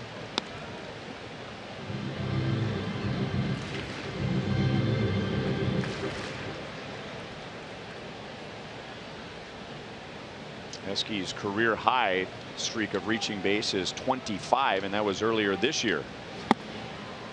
Another strikeout for Manaea. That's his 4th. What a great spot for that slider. Looks good to the hitter, but falls out at the end. Royals 2017 schedule is out, and we can also tell you about 2017 Fan Fest presented by Commerce Bank, beginning on Friday, January 27th and into Saturday, January 28th at the KC Convention Center. As always, a family-friendly event which will feature autograph sessions with current and former Royals, interactive games for all ages, Royals merchandise, appearances by Slugger and Rex Hudler. And for more information and to purchase those tickets, go to Royals.com/fanfest. I added that. Oh, thank you. But they want to know. People want to know. Really? They don't care about me. But it's a fun event. I've loved it. All of them, especially the last couple of seasons, been really exciting.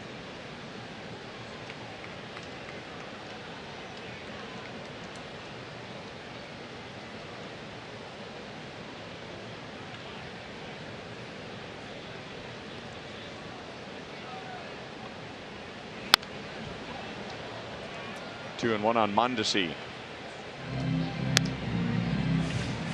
The league thought it would be a good idea next year for the Royals to open in Minnesota in early April. Ooh. Instead of Minnesota opening here in early April. 2 balls, 2 strikes. Target feels beautiful, but we've never been there that time of year.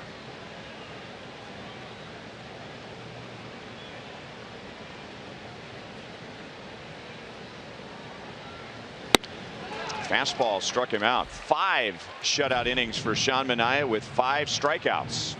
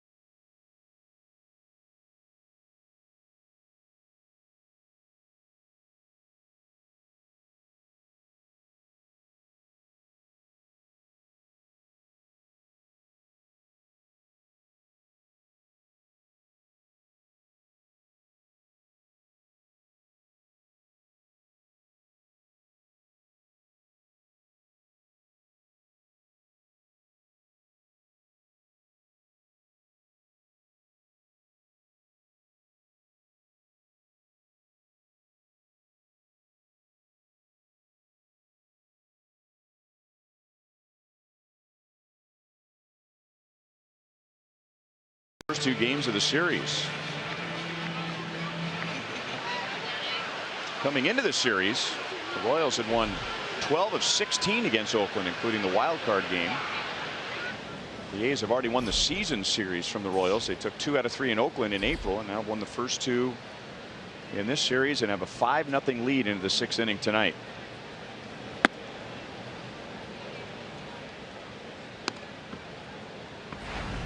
Base runners all over the place for Oakland, and Joey Wendell, the A's leadoff man, is batting for the 4th time in 6 innings.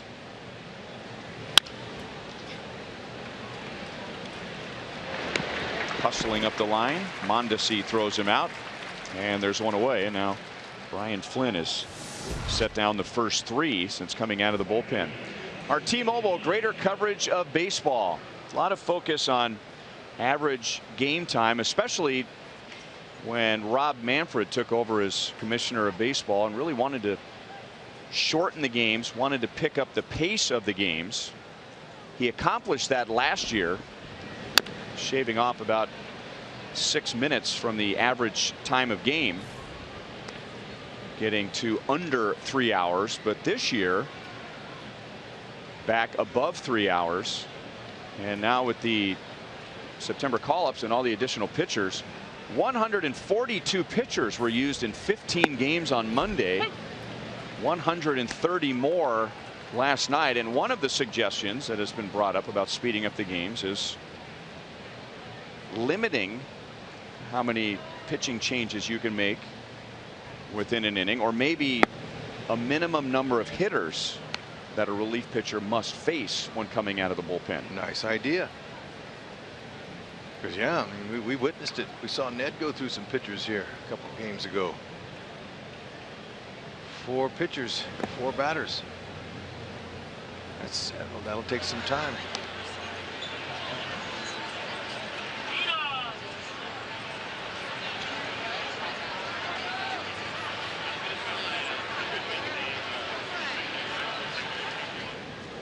Flynn, excellent slider, fastball, occasional changeups.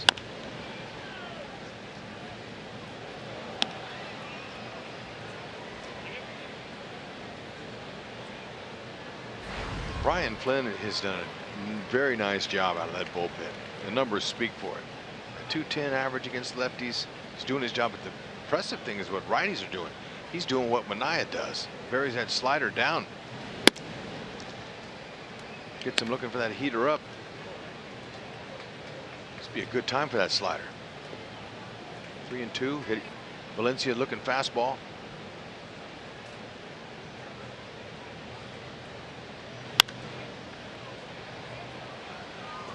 Threw it, didn't put it where he wanted it. Left it up.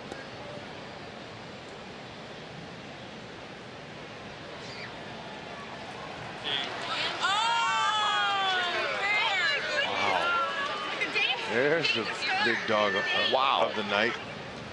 They might get the award. Merrifield makes the play. 2 down in the 6th inning.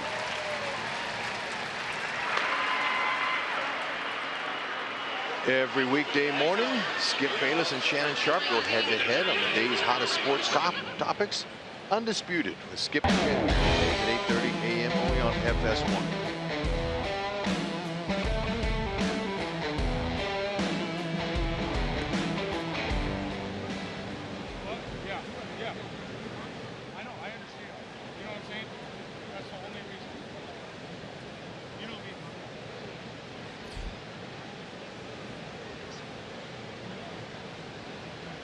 Stephen Vogt with 2 down. Flynn is in with a strike.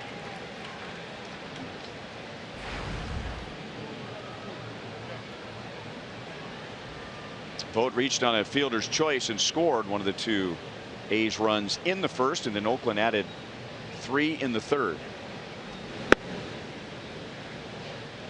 1-1. That does not look like a starting pitcher who is getting ready for the next half inning.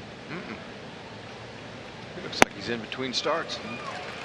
Sean Manaea has thrown 67 pitches, and we mentioned the injury in his last start, which was August 29th.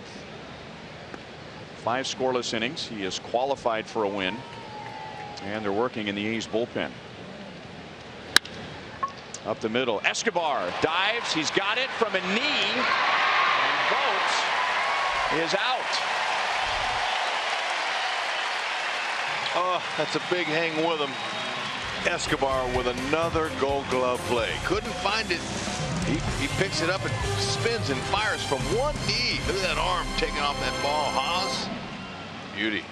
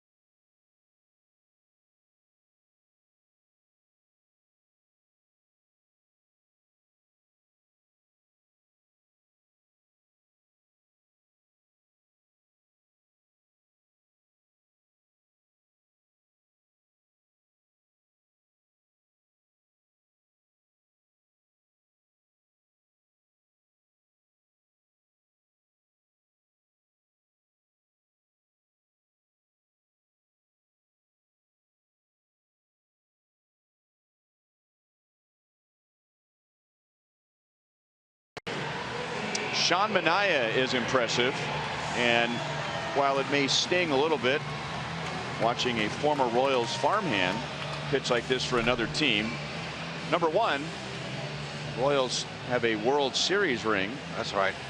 Partly because of the trade for Manaea, and number two, that's actually a feather in the Royals cap. That's a player that the Royals identified and developed and put them in a position to get Ben Zobrist. Great. So if he does well, that reflects well on the Royals. That's a great point. 1-1. John Axford will take over in the top of the 6th inning.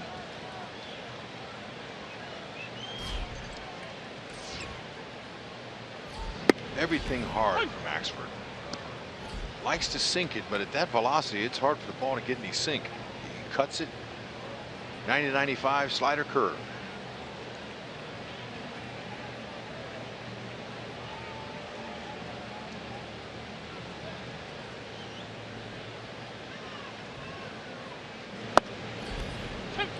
Oh, 0-2 on Merrifield. He has walked and singled. Our Sonic Slam inning contestant is Denise Comer from Lenexa. If the Royals hit a home run out of the park in this inning, Denise wins $300. A grand slam out of the park is with $25 grand from Sonic and the Royals. Good luck, Denise.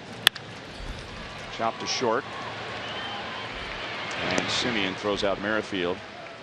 You know, along those lines, Hud, and it's somewhat off topic, but when Zach Greinke got that big contract with the Los Angeles Dodgers, his first big contract, it rubbed some people in the Royals organization, not the front office, but let's say people connected to the Royals, the wrong way because of some of his antics here before he left, complaining about the fans and all the attention. And they just showered love on him when he won the Cy Young, and then demanded a trade and didn't leave on the best of terms. Alonso makes the play. We're going to call. Nope. Just to pop out. You don't normally see the home plate umpire come out and emphatically make a call at an infield pop-up. Well, Maxwell and Cuthbert collided there.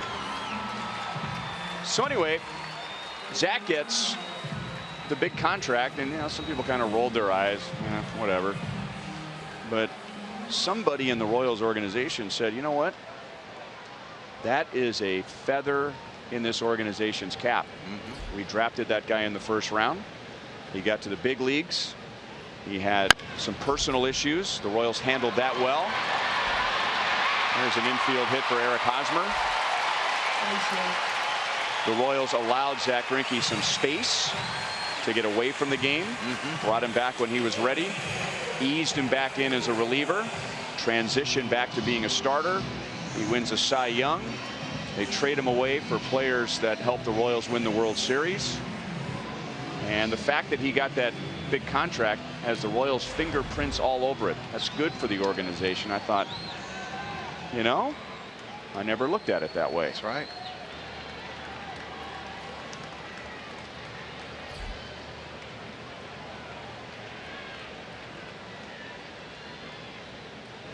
It's not easy formulating a team, a championship caliber team.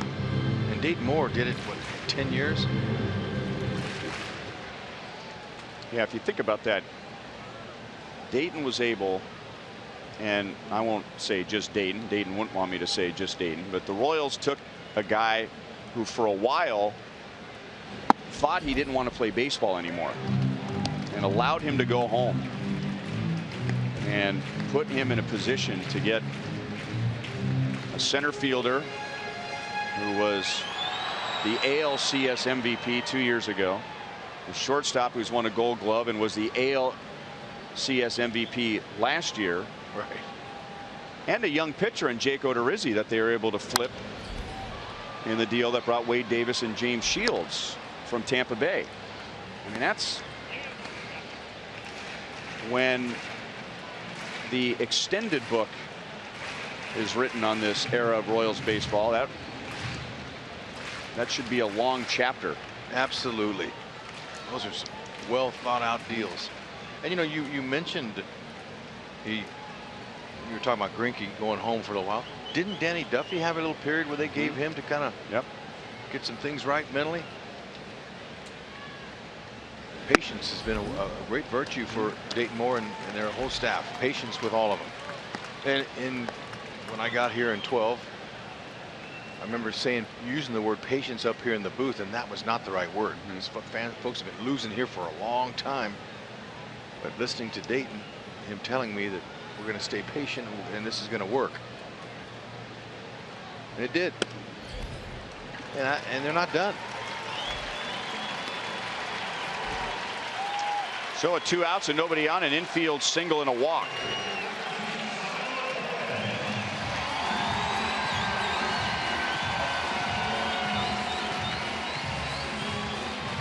Salvador Perez is at the plate. Remember to vote for the Royals Player of the Month at one of the 7 Rally House locations in the KC metro area. All participants will be entered to win a majestic prize pack.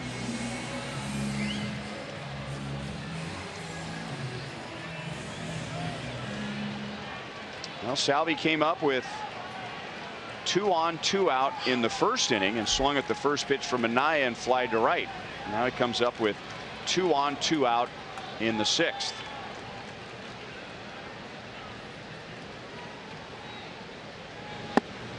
And Axford goes with a slow breaking ball for strike 1. Fly out to right and a ground out to short for Salvi tonight.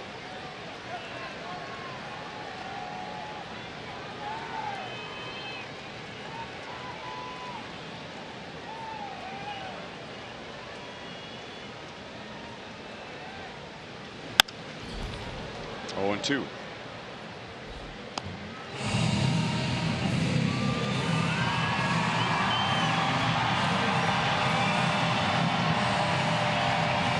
Nice catch. There's a lot of little ones here tonight.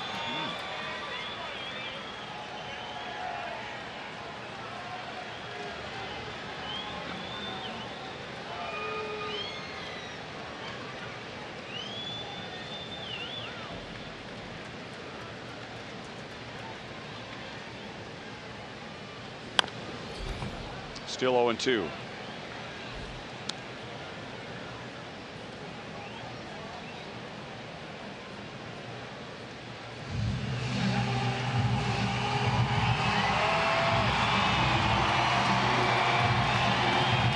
Hitter constantly wants to know if they're swinging at a borderline pitch. Did I swing at a strike? So if that pitch comes in again, does Salvi know, is that a pitch that was in the strike zone or out of the strike zone? Absolutely not that last one. That was a hard, heavy sinker in. Fastball away at 98. So Minaya and Axford have held the Royals scoreless through 6 innings.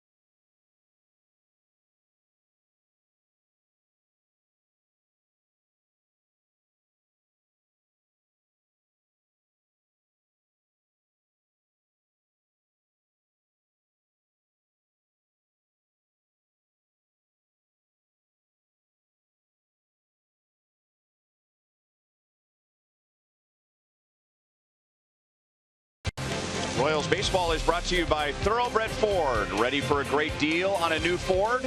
Then it's time to go to Thoroughbred Ford.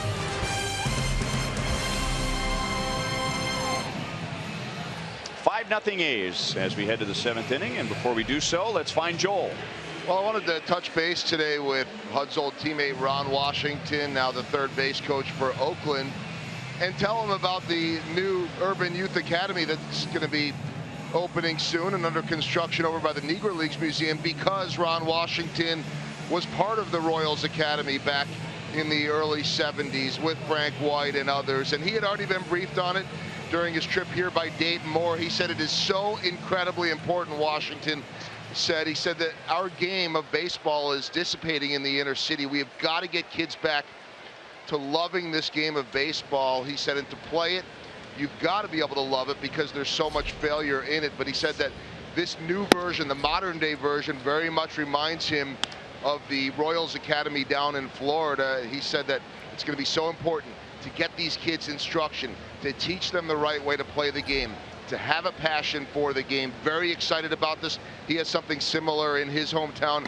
of New Orleans, but he said, and you guys both know this, that it's the reason why I'm still in the game, why I get out there every single day, because I'm willing to fight for this, to be able to teach these guys even at this level. Similar kind of passion to what you see from a Rusty Kuntz and so many other instructors in baseball. Very important cause for Ron Washington, and he was very excited to hear about the modern day version. Thank you, Joel. 2 balls and 1 strike on Chris Davis. And Ron Washington in his day was one heck of a shortstop. Now he had a terrible knee injury that really hurt him, and they didn't have the technology back then like they do now, and that slowed him. But he was able to regain his strength. He had a lot of pop in his bat. Very high upscale prospect.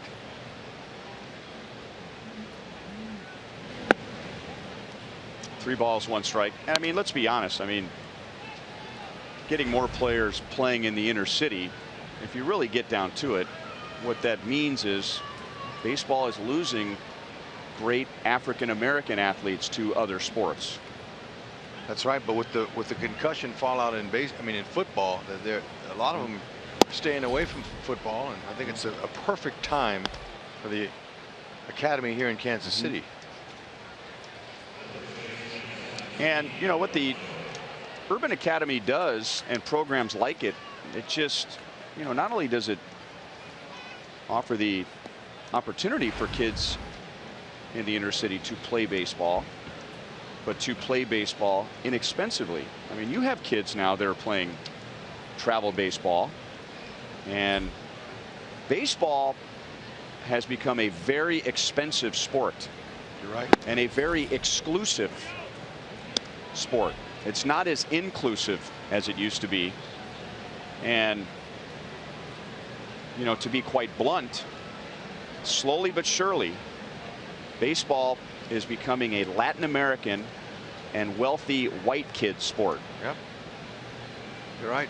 But you know, not just that, but for those inner city kids to go to a facility like that, as beautiful as, gives them something to do after school. They're going to get educated on the finer tips of softball and baseball and a lot of other things that they're offering there. So this is going to be a great place to develop kids and to becoming softball players, baseball players, well-rounded human beings. That's the whole idea. Inner city kids, and in particular minority inner city kids, have not turned their back on baseball. Youth baseball has turned its back on them. And we need more programs like RBI. We need more places like the Urban Youth Academy. And Dayton Moore, when he came to town, he wanted to accomplish 2 things. Number 1, win a World Series with the Royals, and he wanted, this is something that he talked about day 1. And of course the Urban Youth Academy, and Joel pointed out, you know, the Royals Academy, which was in Florida, didn't last for a long time, but Ron Washington came out of there, UL Washington came out of there, Frank White came out of there. Those were athletes who played baseball but had an opportunity to not just learn more about the game, but education was involved with the original Royals Academy. It was a concept maybe too far ahead of its time.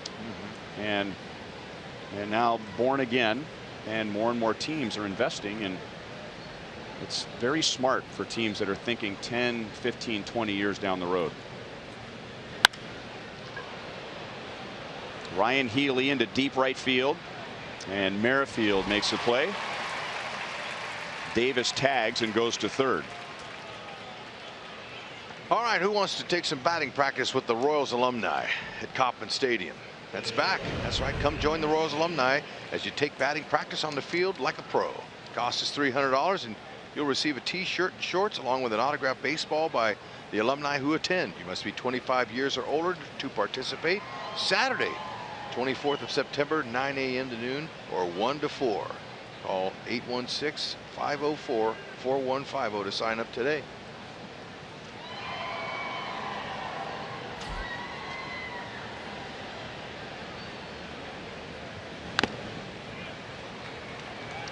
Kevin McCarthy, he's the new kid on the block. 92 to 95 with some sink to his fastball, slider, changeup. Might see him get a couple of innings in here. Competitive performer.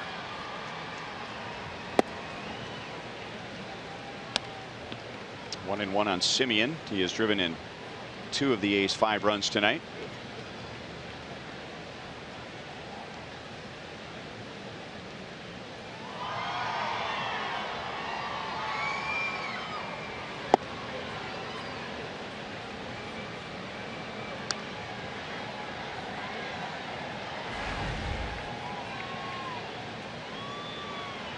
.234 batting average with 24 home runs for Simeon.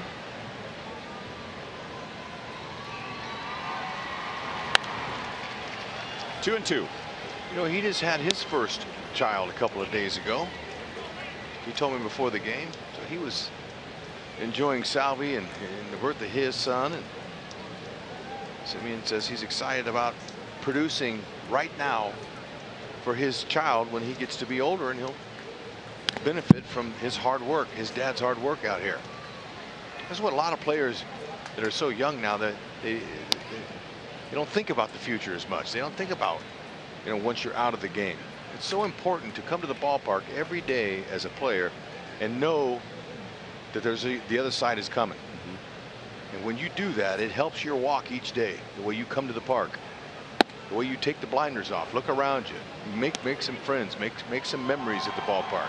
Do the most that you can do during that short time in your life that you have to make a good living and to make a difference in the community. And then I call that making your bed. And when you make a good bed, you sleep in it nicely. When you're done, have no regrets. This young man here said, I'm trying to make a good living for my son and my future family.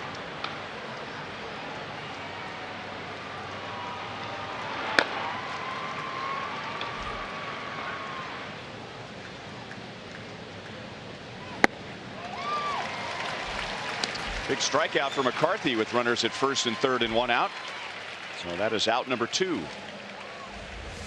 That's the respective look from Simeon to McCarthy as he walked off there. He goes, what was that?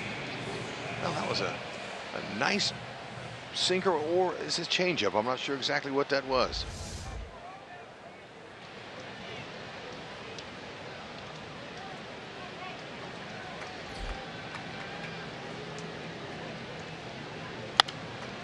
Fouled away by Maxwell.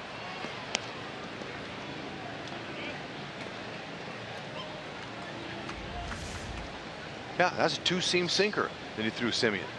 See that? Fingers are even with the seams. Bottom fell out.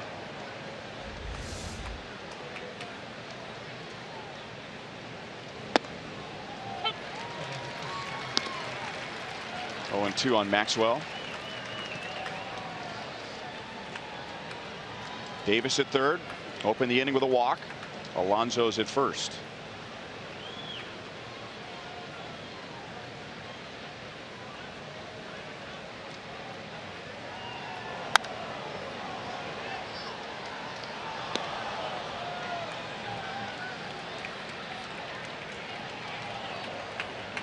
Ned Yost, as he was explaining the current state of the Royals bullpen before the game today, you know, he started rattling through some names of options that he has out there, but he just hasn't seen a lot of, and McCarthy is one of those guys. So getting to see him in a full inning. And Cuthbert makes a nice play on a tough hop.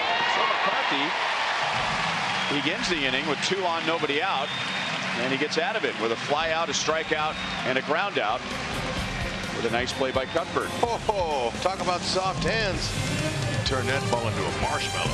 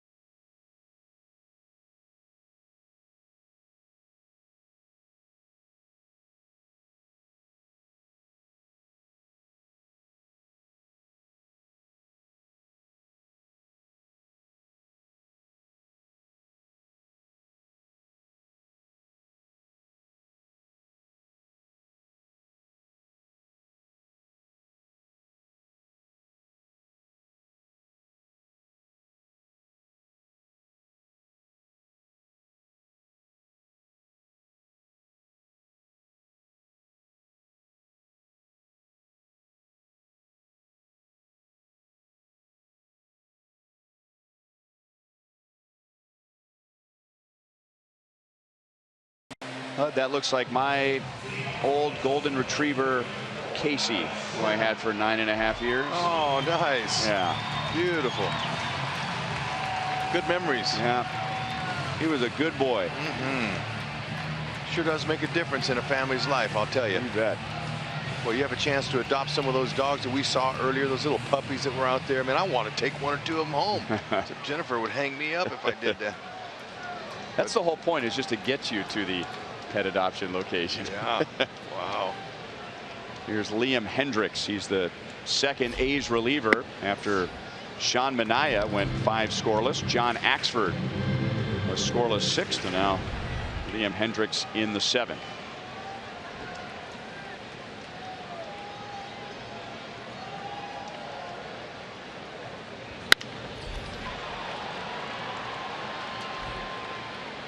Davis waits and makes the play on Alex. And it's time for another Premier Mazda of Kansas City game break. Brian Dozier on a slow breaking ball from Anibal Sanchez. Hits it deep into the Detroit night. 6-6 Twins and Tigers in the bottom of the 7th inning. 41 home runs for Brian Dozier. 39 as a second baseman. So that ties the American League record for home runs by a second baseman with Alfonso Soriano. And there's the players he needs to pass for the Major League record. All National League players. Ryan Sandberg, Davey Johnson, and Rogers Hornsby. Hornsby and Johnson have the National League and Major League record. What he's doing is amazing right now. And you know, it's nice to see him hit something besides a fastball. That was a Anibal Sanchez curveball, and he got up underneath it. All the home runs he's hit against us seem like they were fastballs right down the middle, but he didn't miss them.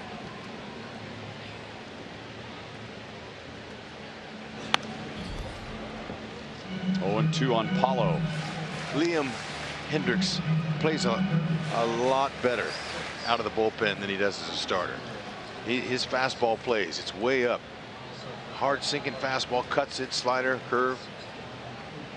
Got the change up.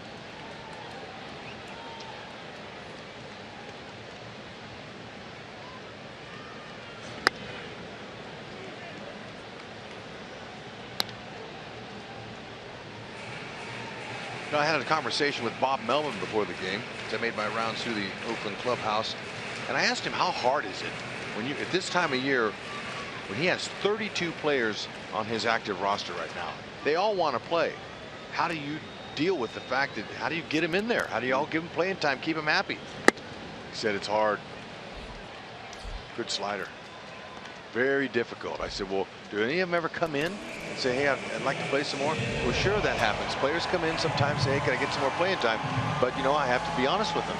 Sometimes I use the front office as an excuse, you know, what they're saying, and it's not easy. It can be tough. But he says all these players are here, that he believes that they can help they can help him win. And Ned says the same thing about his players. And Ned has a few more. He has 34 active players right now. A little different situation for Ned in that the Royals still have a chance at the postseason, so he can justify his lineup more so than, you know, Bob Melvin, who, you know, they're out of it, and some guys are like, well, why is he still playing? Why don't you get a look at me? No, it's a lot more difficult. He said that's one of his challenges he has every day. He comes to the ballpark. Communication is the key. Some managers are better at it than others.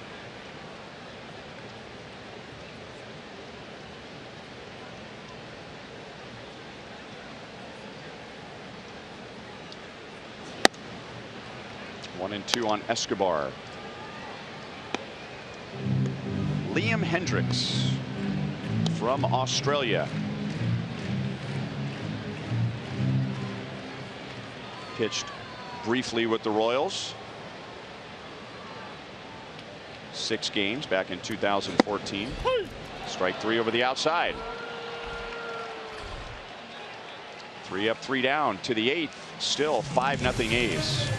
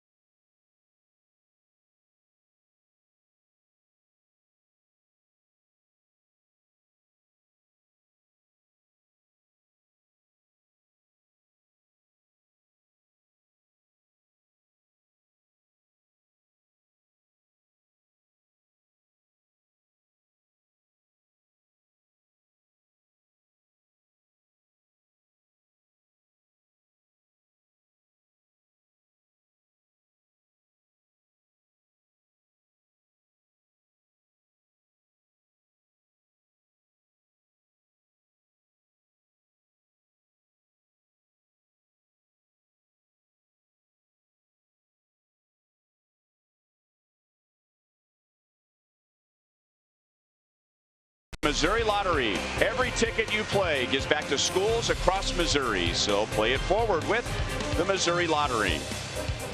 By Menards. Save big money at Menards on all your home improvement needs.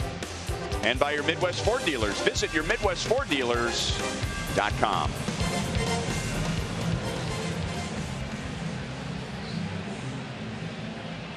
Attendance tonight, 30,006. That's human beings. And 369 dogs. Nice.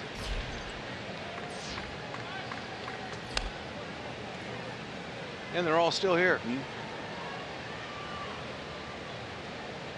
A tired dog is a well-behaved dog. That's right. Nothing better than the shoulder of the owner. I had to chuckle in between innings. You know, this beautiful Jumbotron board we have out there. Is that still the name of those? Crown Vision. Thank you. Crown Vision. And there was a sign a young boy had up there. It said, "Hey Haas, my mom is single." Okay. And I was watching Haas, and he was taking his throws from the infield in warm-up practices. He looked up on the board and he saw that, and he just shook his head and smiled. You know. Well, he's only seen a version of that sign 439 times this year. Exactly. Poor guy. Can't beat fun at the old ballpark. That's right. You know, this whole group of Royals, they're all popular. They all get ovations when they're announced. But Eric, there are quite a few screams mixed in with his cheers. No doubt.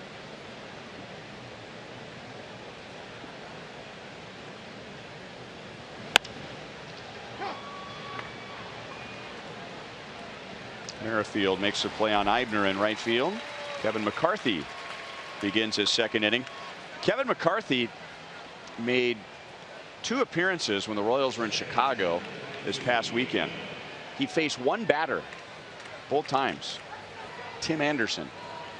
Yeah. Got him out both times. The second time was good enough for a victory. And now giving Ned Yost a chance to see a little bit more of him, and he's set down 4 straight. And you'd think if you're a young player like Kevin McCarthy, that what Ned Yost wants to see is Kevin McCarthy come out of the bullpen and just knock down every hitter that he faces, right? I mean, that's the easy thing to say, and I'm sure Ned would like to see that. But if they really want to learn about him, then they probably want to see what they saw in the 7th inning. Leadoff walk, then a base hit. 2 on, nobody out. Fly ball to right, runner tags, 1st and 3rd, 1 out, and he got out of it. I mean, that's what you want to see. Believe it. Nice play. Yeah, and you know, when he got here, Ned was telling us that he's a multiple innings guy he can use. You can trust him. He's strong. He's durable. 6'3", 210. You're exactly right. Outs. But what does he do after he walks a leadoff man? What does he do when there are 2 on and nobody out? What does he do with runners at 1st and 3rd and 1 out? How does he handle adversity at this level in front of a crowd like this? That is a excellent sinker.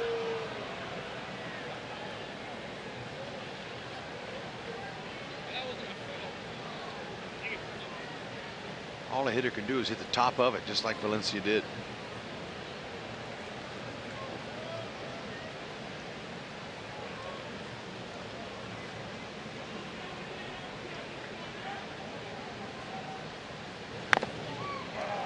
See that movement, that late in life, going down like that? That's exceptional.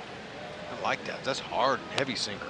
And then that little slider, it almost looks like a cutter, goes the opposite way. Hang with them. Adam Hammery, home plate umpire. He got hammered.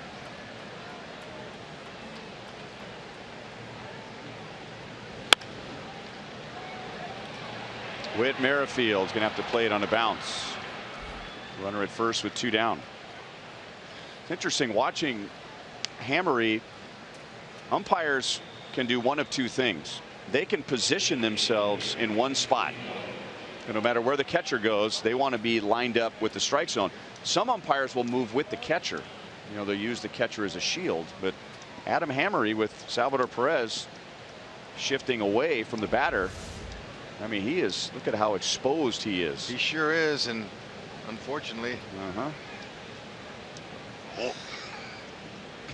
So Stephen Vogt, a catcher, he's DHing tonight. He walks around him and he's giving him all kinds of grief. As only a catcher can. That's right.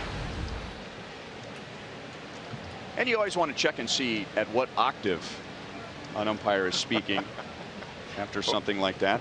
His strike call. Is he suddenly a soprano? Tough business. Once every 4 days you get behind the plate. That's your day. It's almost like a starting pitcher.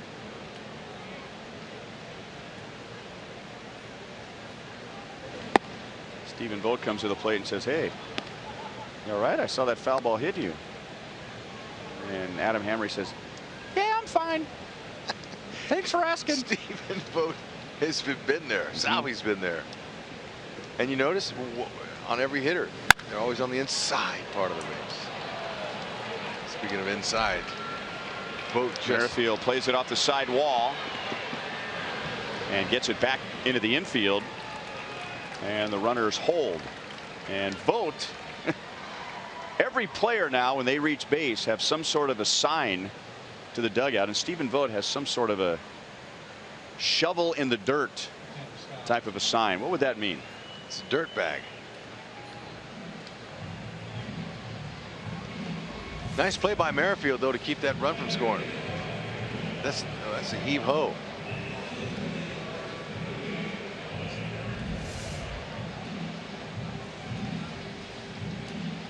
I'll have to ask him about that. Please do.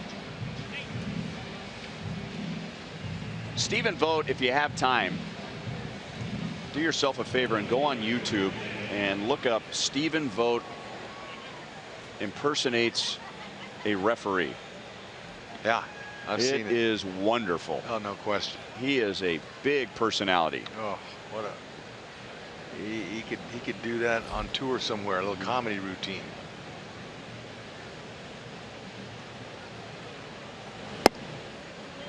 All right, so another test for Kevin McCarthy with 2 outs and nobody on. He gives up a single, the double to Vogt. And now one of the most dangerous hitters in the league, Chris Davis, who has hit 37 home runs, 2 in this series. How does Kevin McCarthy handle that? Ground ball, base hit left field. Going to try and score 2. And Alex's throw. And Vogt, I think, screened Salvador Perez from the throw, so he scores. And Ron Washington, how about a gamble there? Running a catcher who is the designated hitter tonight, Stephen Vogt, on Alex Gordon. Yeah. Now, McCarthy got what he wanted. He want the ground ball there. But just was pulled a little bit to Eske's left. And you're right. That was a tough one. I think Alex was a little surprised, too, that he went. Salvador Perez was hit with an error on that play, allowing Davis to move up. Scott Alexander comes into the game.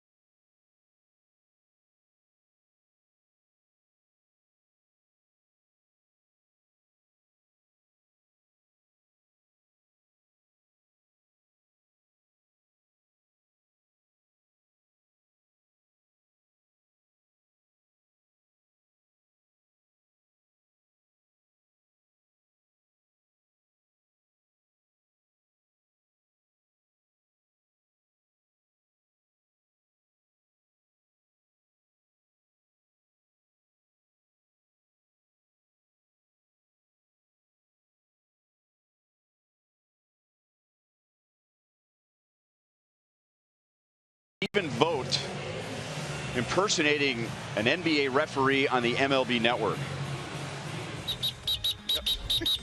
From here, I can go charge, I can go block, and I can go straight up in the air. Yeah. Green, 2, 3, player out of control, out of bounds. Bring the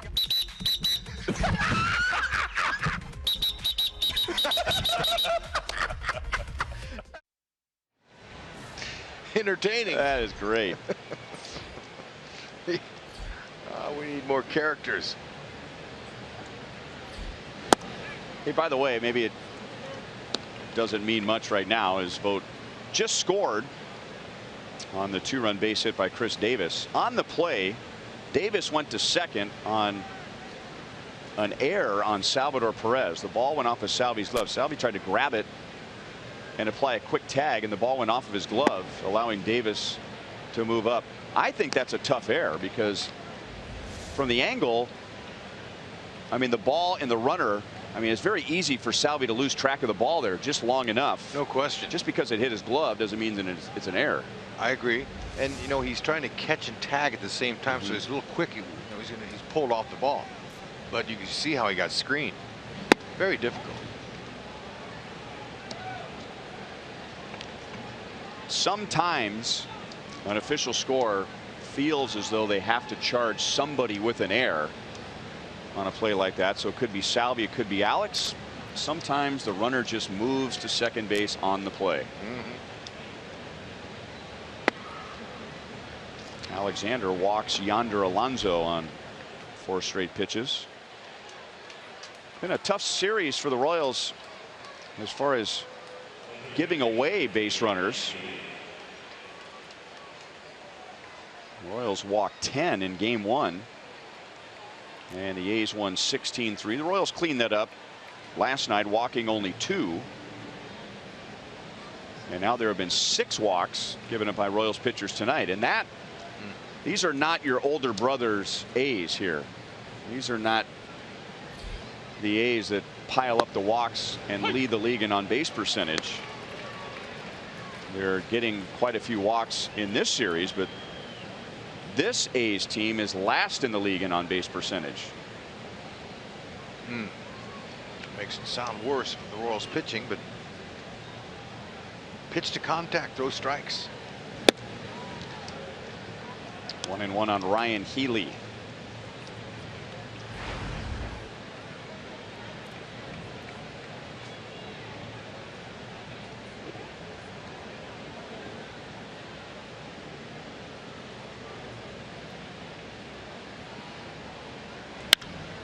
Base hit right field.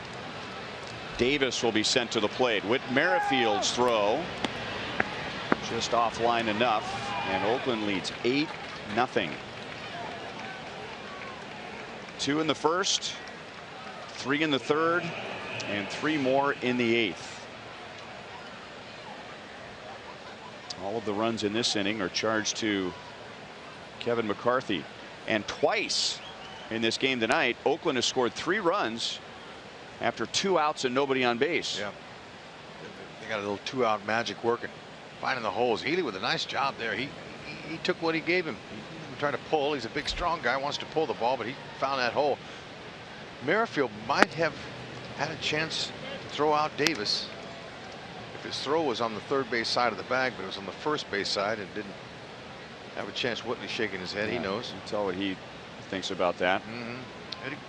Showing a good, strong arm.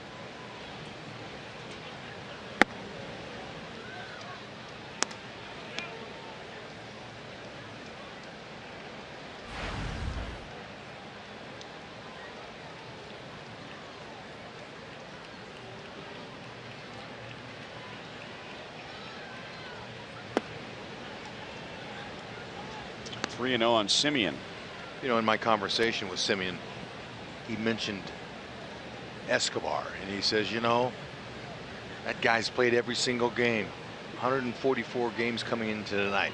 Simeon has played 141. He missed the 3 games because of the paternity leave, and so he admires Escobar for what he does. Another one shortstop to another. That's a second 4-pitch walk allowed by Alexander in the inning, and 9 will come to the plate. Ned Yost addressed the state of the bullpen before the game tonight. We're not the same bullpen we were last year, and Jack's had great outings and he's had bad outings, but you know, you get into a situation now and you pretty much understand what you're going to get from Kelvin. You know, Wade's been through some issues, you know, and you're hoping that when he goes out he's going to be good. But with everybody else, you're not really sure what you're going to get. McCarthy's got 2/3 of an inning in the big leagues. You're not sure what you're going to get with Alexander and with Flynn. You know, with Soria, with Pounders, you know, you're just not sure. But to completely abandon them, we don't have that option. So you know, we just do the best we can with what we have, and you know, hope for the best. Okay. Well, you know, Ned has a reputation amongst his players as standing behind him. That's what he's doing. He trusts them.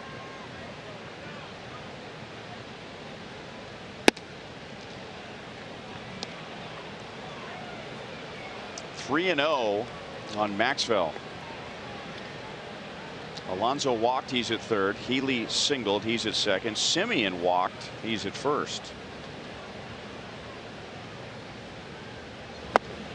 There's a strike. Alexander's thrown 15 pitches, 12 of which have been out of the strike zone. Yeah, not good. He's having a hard time finding the zone. And his last appearance was in game 1 of the series. He faced one hitter, gave up a base hit. Ned pulled him.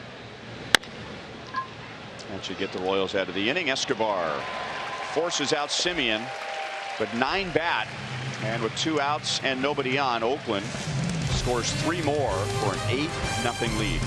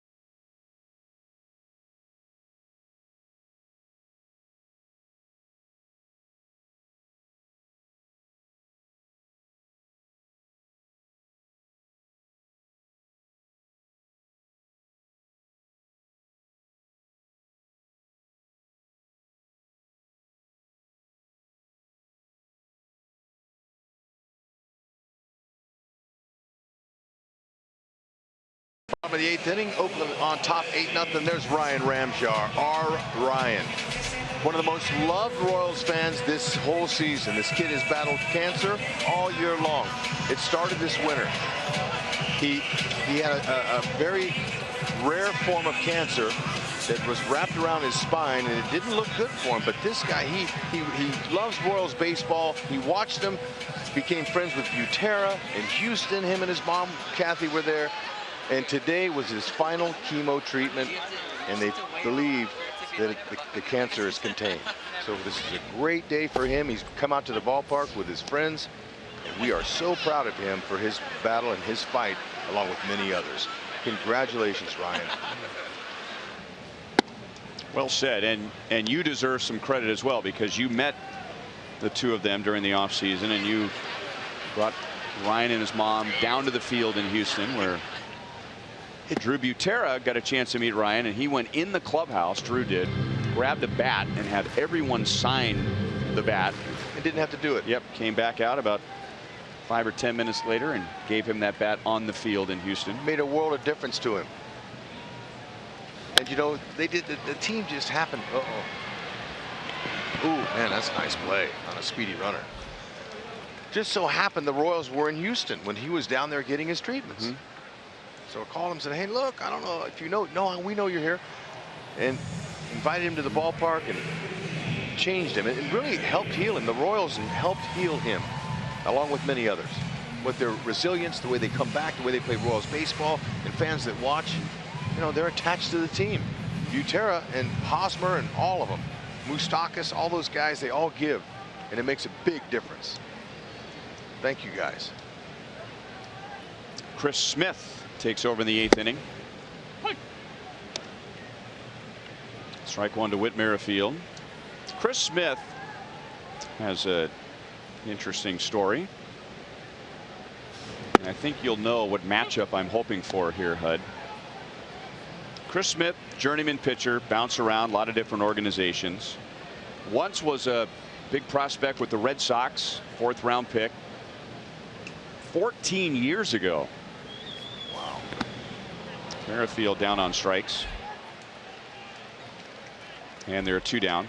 But early in his professional career, during the offseason, he was back home and was racing a dune buggy and got into an accident and landed on his right arm. Broke 2 bones in his right forearm, and to put it back together, it took 12 screws and a titanium plate. So you know the matchup I'm hoping for. That's right. But we need 2 guys to get on base in this inning for it to happen. And we'll see how 12 screws matches up with 6 screws.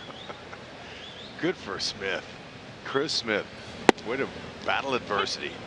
Fastball, slider. He's pretty sneaky with his heater. Ah.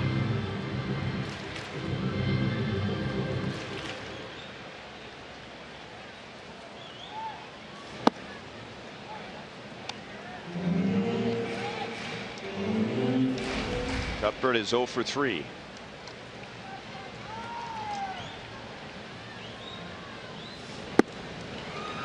Inning over.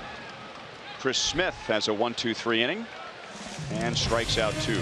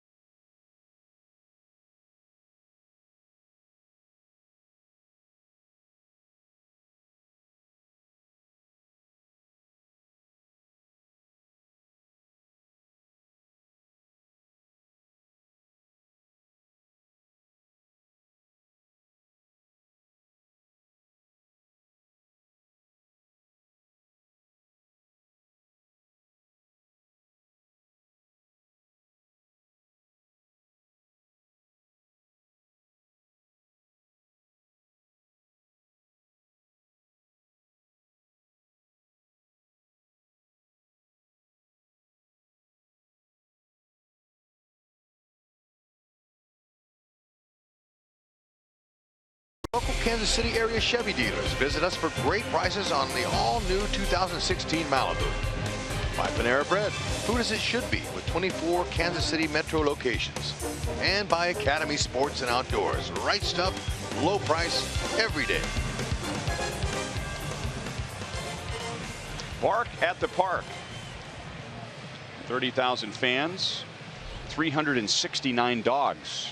We're here at some point tonight. That one's well decorated.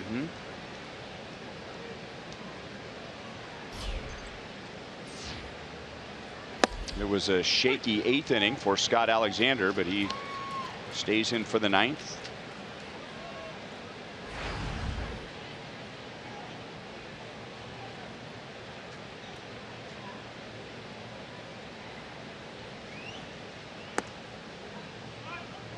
One and one on Brett Eibner. Teammates this year in AAA Omaha. Scott Alexander and Brett Eibner.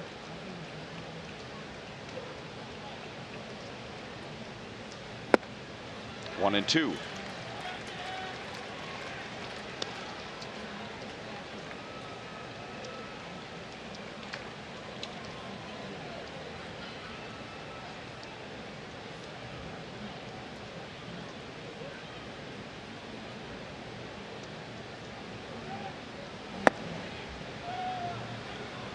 2 balls, 2 strikes.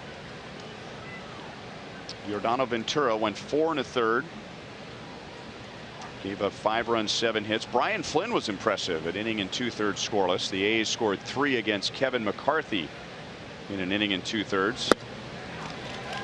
A good start for Alexander in the 9th as he strikes out Eibner. One of those McCarthy runs scored after he left the game. Alexander gets that slider working. He's very effective. Sneaky with his fastball. And he struggled throwing strikes coming on in the 8th inning. He had 2 4-pitch walks, and then he fell behind another hitter 3-0, but was able to battle back and get a ground ball. Joey Wendell takes outside. 6th plate appearance tonight for Joey Wendell.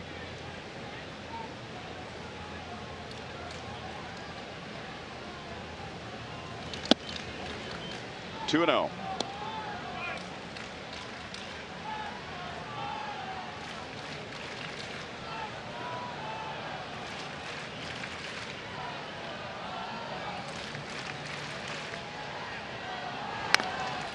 The Oakland A's entered this series having scored the fewest runs per game in the American League. And in their 15 games before this series, the A's were averaging 2.7 runs per game. But in this series, they have scored 16 runs, 5 runs, and 8 runs. 3-1.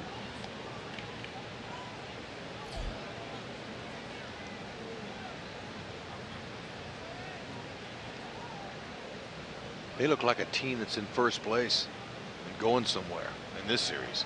And that's how baseball is. On to see. And Hosmer did everything he could to stretch and glove it, but couldn't stretch far enough. That's an infield single for Wendell. Just like we promised you earlier in the game, it's Miller time, brought to you by Miller Lite. And the most consistent part of the Royals game has been their defense. No question about it. First inning, Oz nailed a run at home. Very first inning. This is an excellent play. The Gold Glover made it. Escobar, another Gold Glover, stayed with this ball to his left. Was able to corral it, throw off of one knee, show you those skills. That is a very consistent defense. And the Royals, they're plus 41 in defensive runs saved. That's second best in the American League behind the Astros. They're plus 58.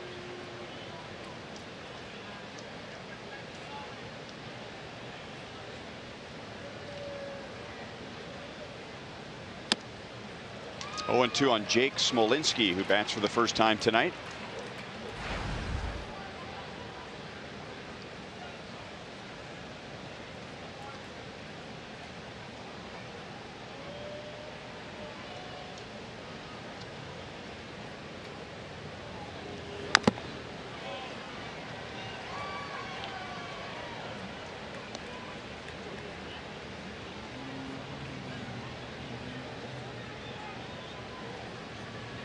Smolinski, he's mainly a platoon guy that faces lefties, hitting .305 off of lefties. 5 homers. And what he's done against lefties is what led to the pitching change last night. That's right. Joakim Soria in for Matt Strahm. The Royals knew, or they had a pretty good idea, that when Soria came in, that Bob Melvin would bring in Yonder Alonso to bat for Smolinski.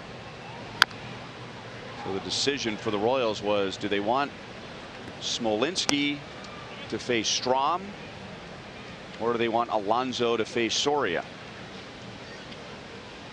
And Ned said, he explained it. He stood up, said, you know what, he took the blame, and also said, hey, look, but you know, I was counting on Soria to get the job done for me.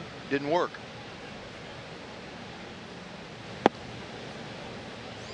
One ball, 2 strikes.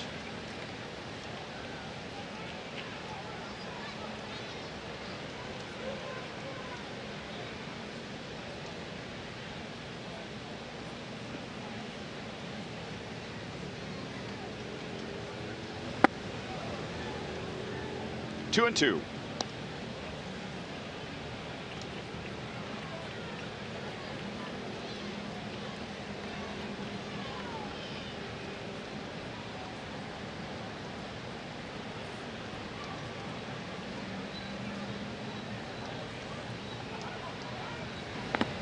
Struck him out. Or did he get a piece? He got a piece of it. Or did he? He wishes he got a piece of it. He's trying to hang around, wasn't he? Good change up there, way out of the zone.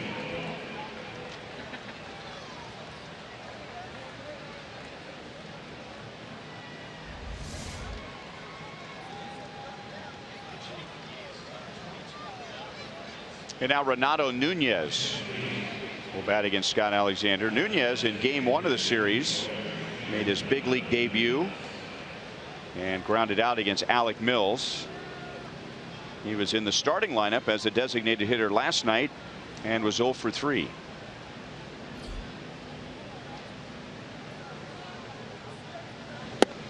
Inside for ball 1. We saw 3 major league debuts on Monday night. Nunez and Matt Olson for the A's, and Hunter Dozier made his big league debut for the Royals.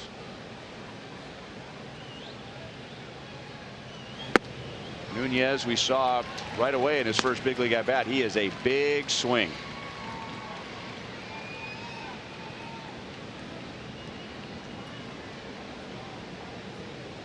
Doesn't mean it's a bad swing, but it's a big swing.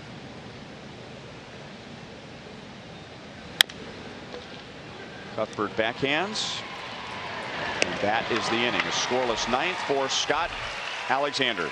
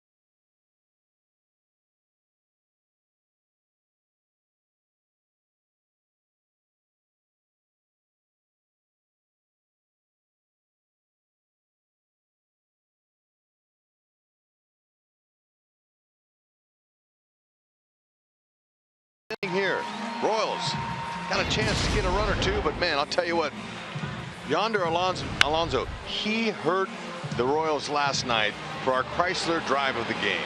That was a big shot, and look, he was proud of that. It was a good hit. Now he starts out the first inning tonight. A broken bat thing went down the left field line, picked up 2 runs. So he's our Chrysler drive of the game. Chris Smith stays on to face Hosmer, Morales, and Perez. Hosmer has 2 singles tonight. 2 balls, no strikes. Royals have 4 hits against the A's. Sean Manaea pitched 5 scoreless innings, gave up 3 hits.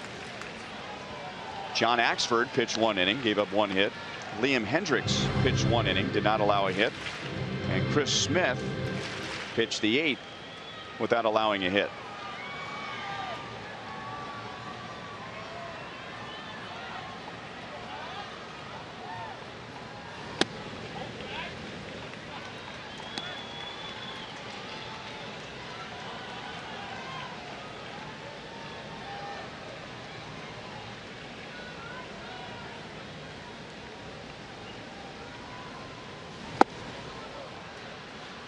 Full count.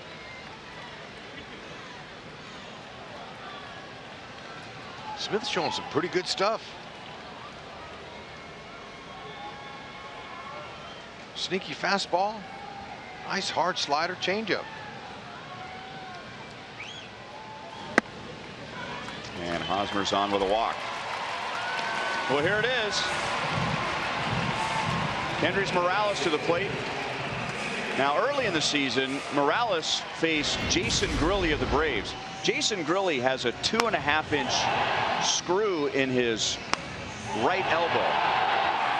Morales has 6 screws in his ankle. So Salvi's saying, take it easy, don't jump. Yep. So the battle of players with screws embedded in their bones, round 1 went to Morales. Now we'll see what he does against a guy who has 12 screws in his arm. Chris Smith. All right. Now, I bet neither one of these guys know what the other, how many screws they have in their body.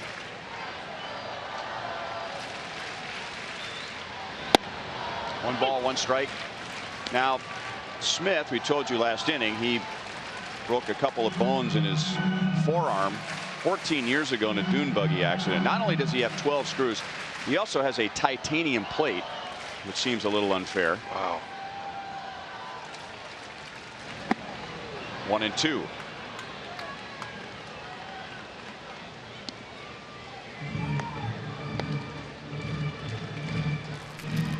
No matter what happens here, there are several options for calls, to sum it up, all of which would be inappropriate.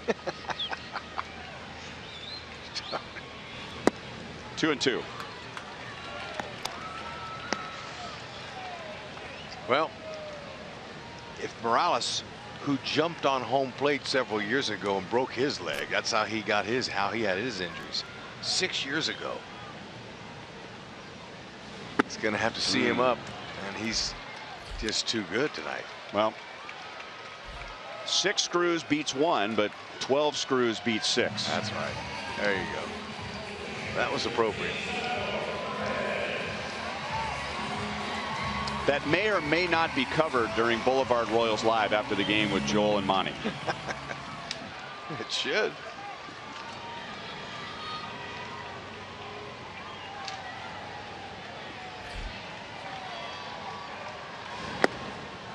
Down and away to Salvi.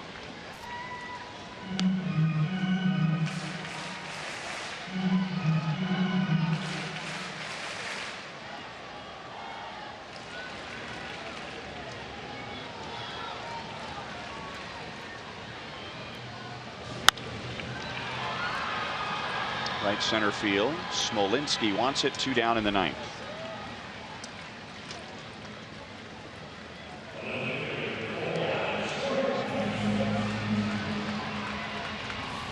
Tonight's copyrighted telecast is presented by authority of the Kansas City Royals and may not be reproduced or retransmitted in any form. And the accounts and descriptions of this game may not be disseminated without the express written consent of the Kansas City Royals Baseball Corporation.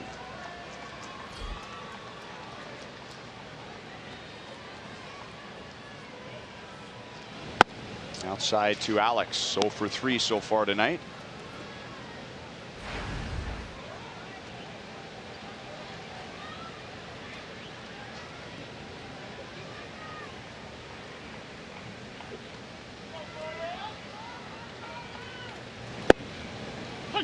One and one. So who would have figured the Royals would be going into tomorrow night, 4th and final game of this series, hoping to avoid a sweep. Edinson Volquez will pitch for the Royals tomorrow. A right-hander by the name of Daniel Mingden will pitch for the A's. Daniel Mingden, known for his colorful facial hair. And Edinson Volquez tomorrow. Coverage begins at 5:30 with Hy-Vee Royals Live. Grounded out to Wendell in shallow right field, and the Oakland A's have won the first 3 games of the series. They are 5-1 against the Royals this year. It was a 4-pitcher shutout. A 4-hit, 4-pitcher shutout. Final score 8-0. We'll be right back.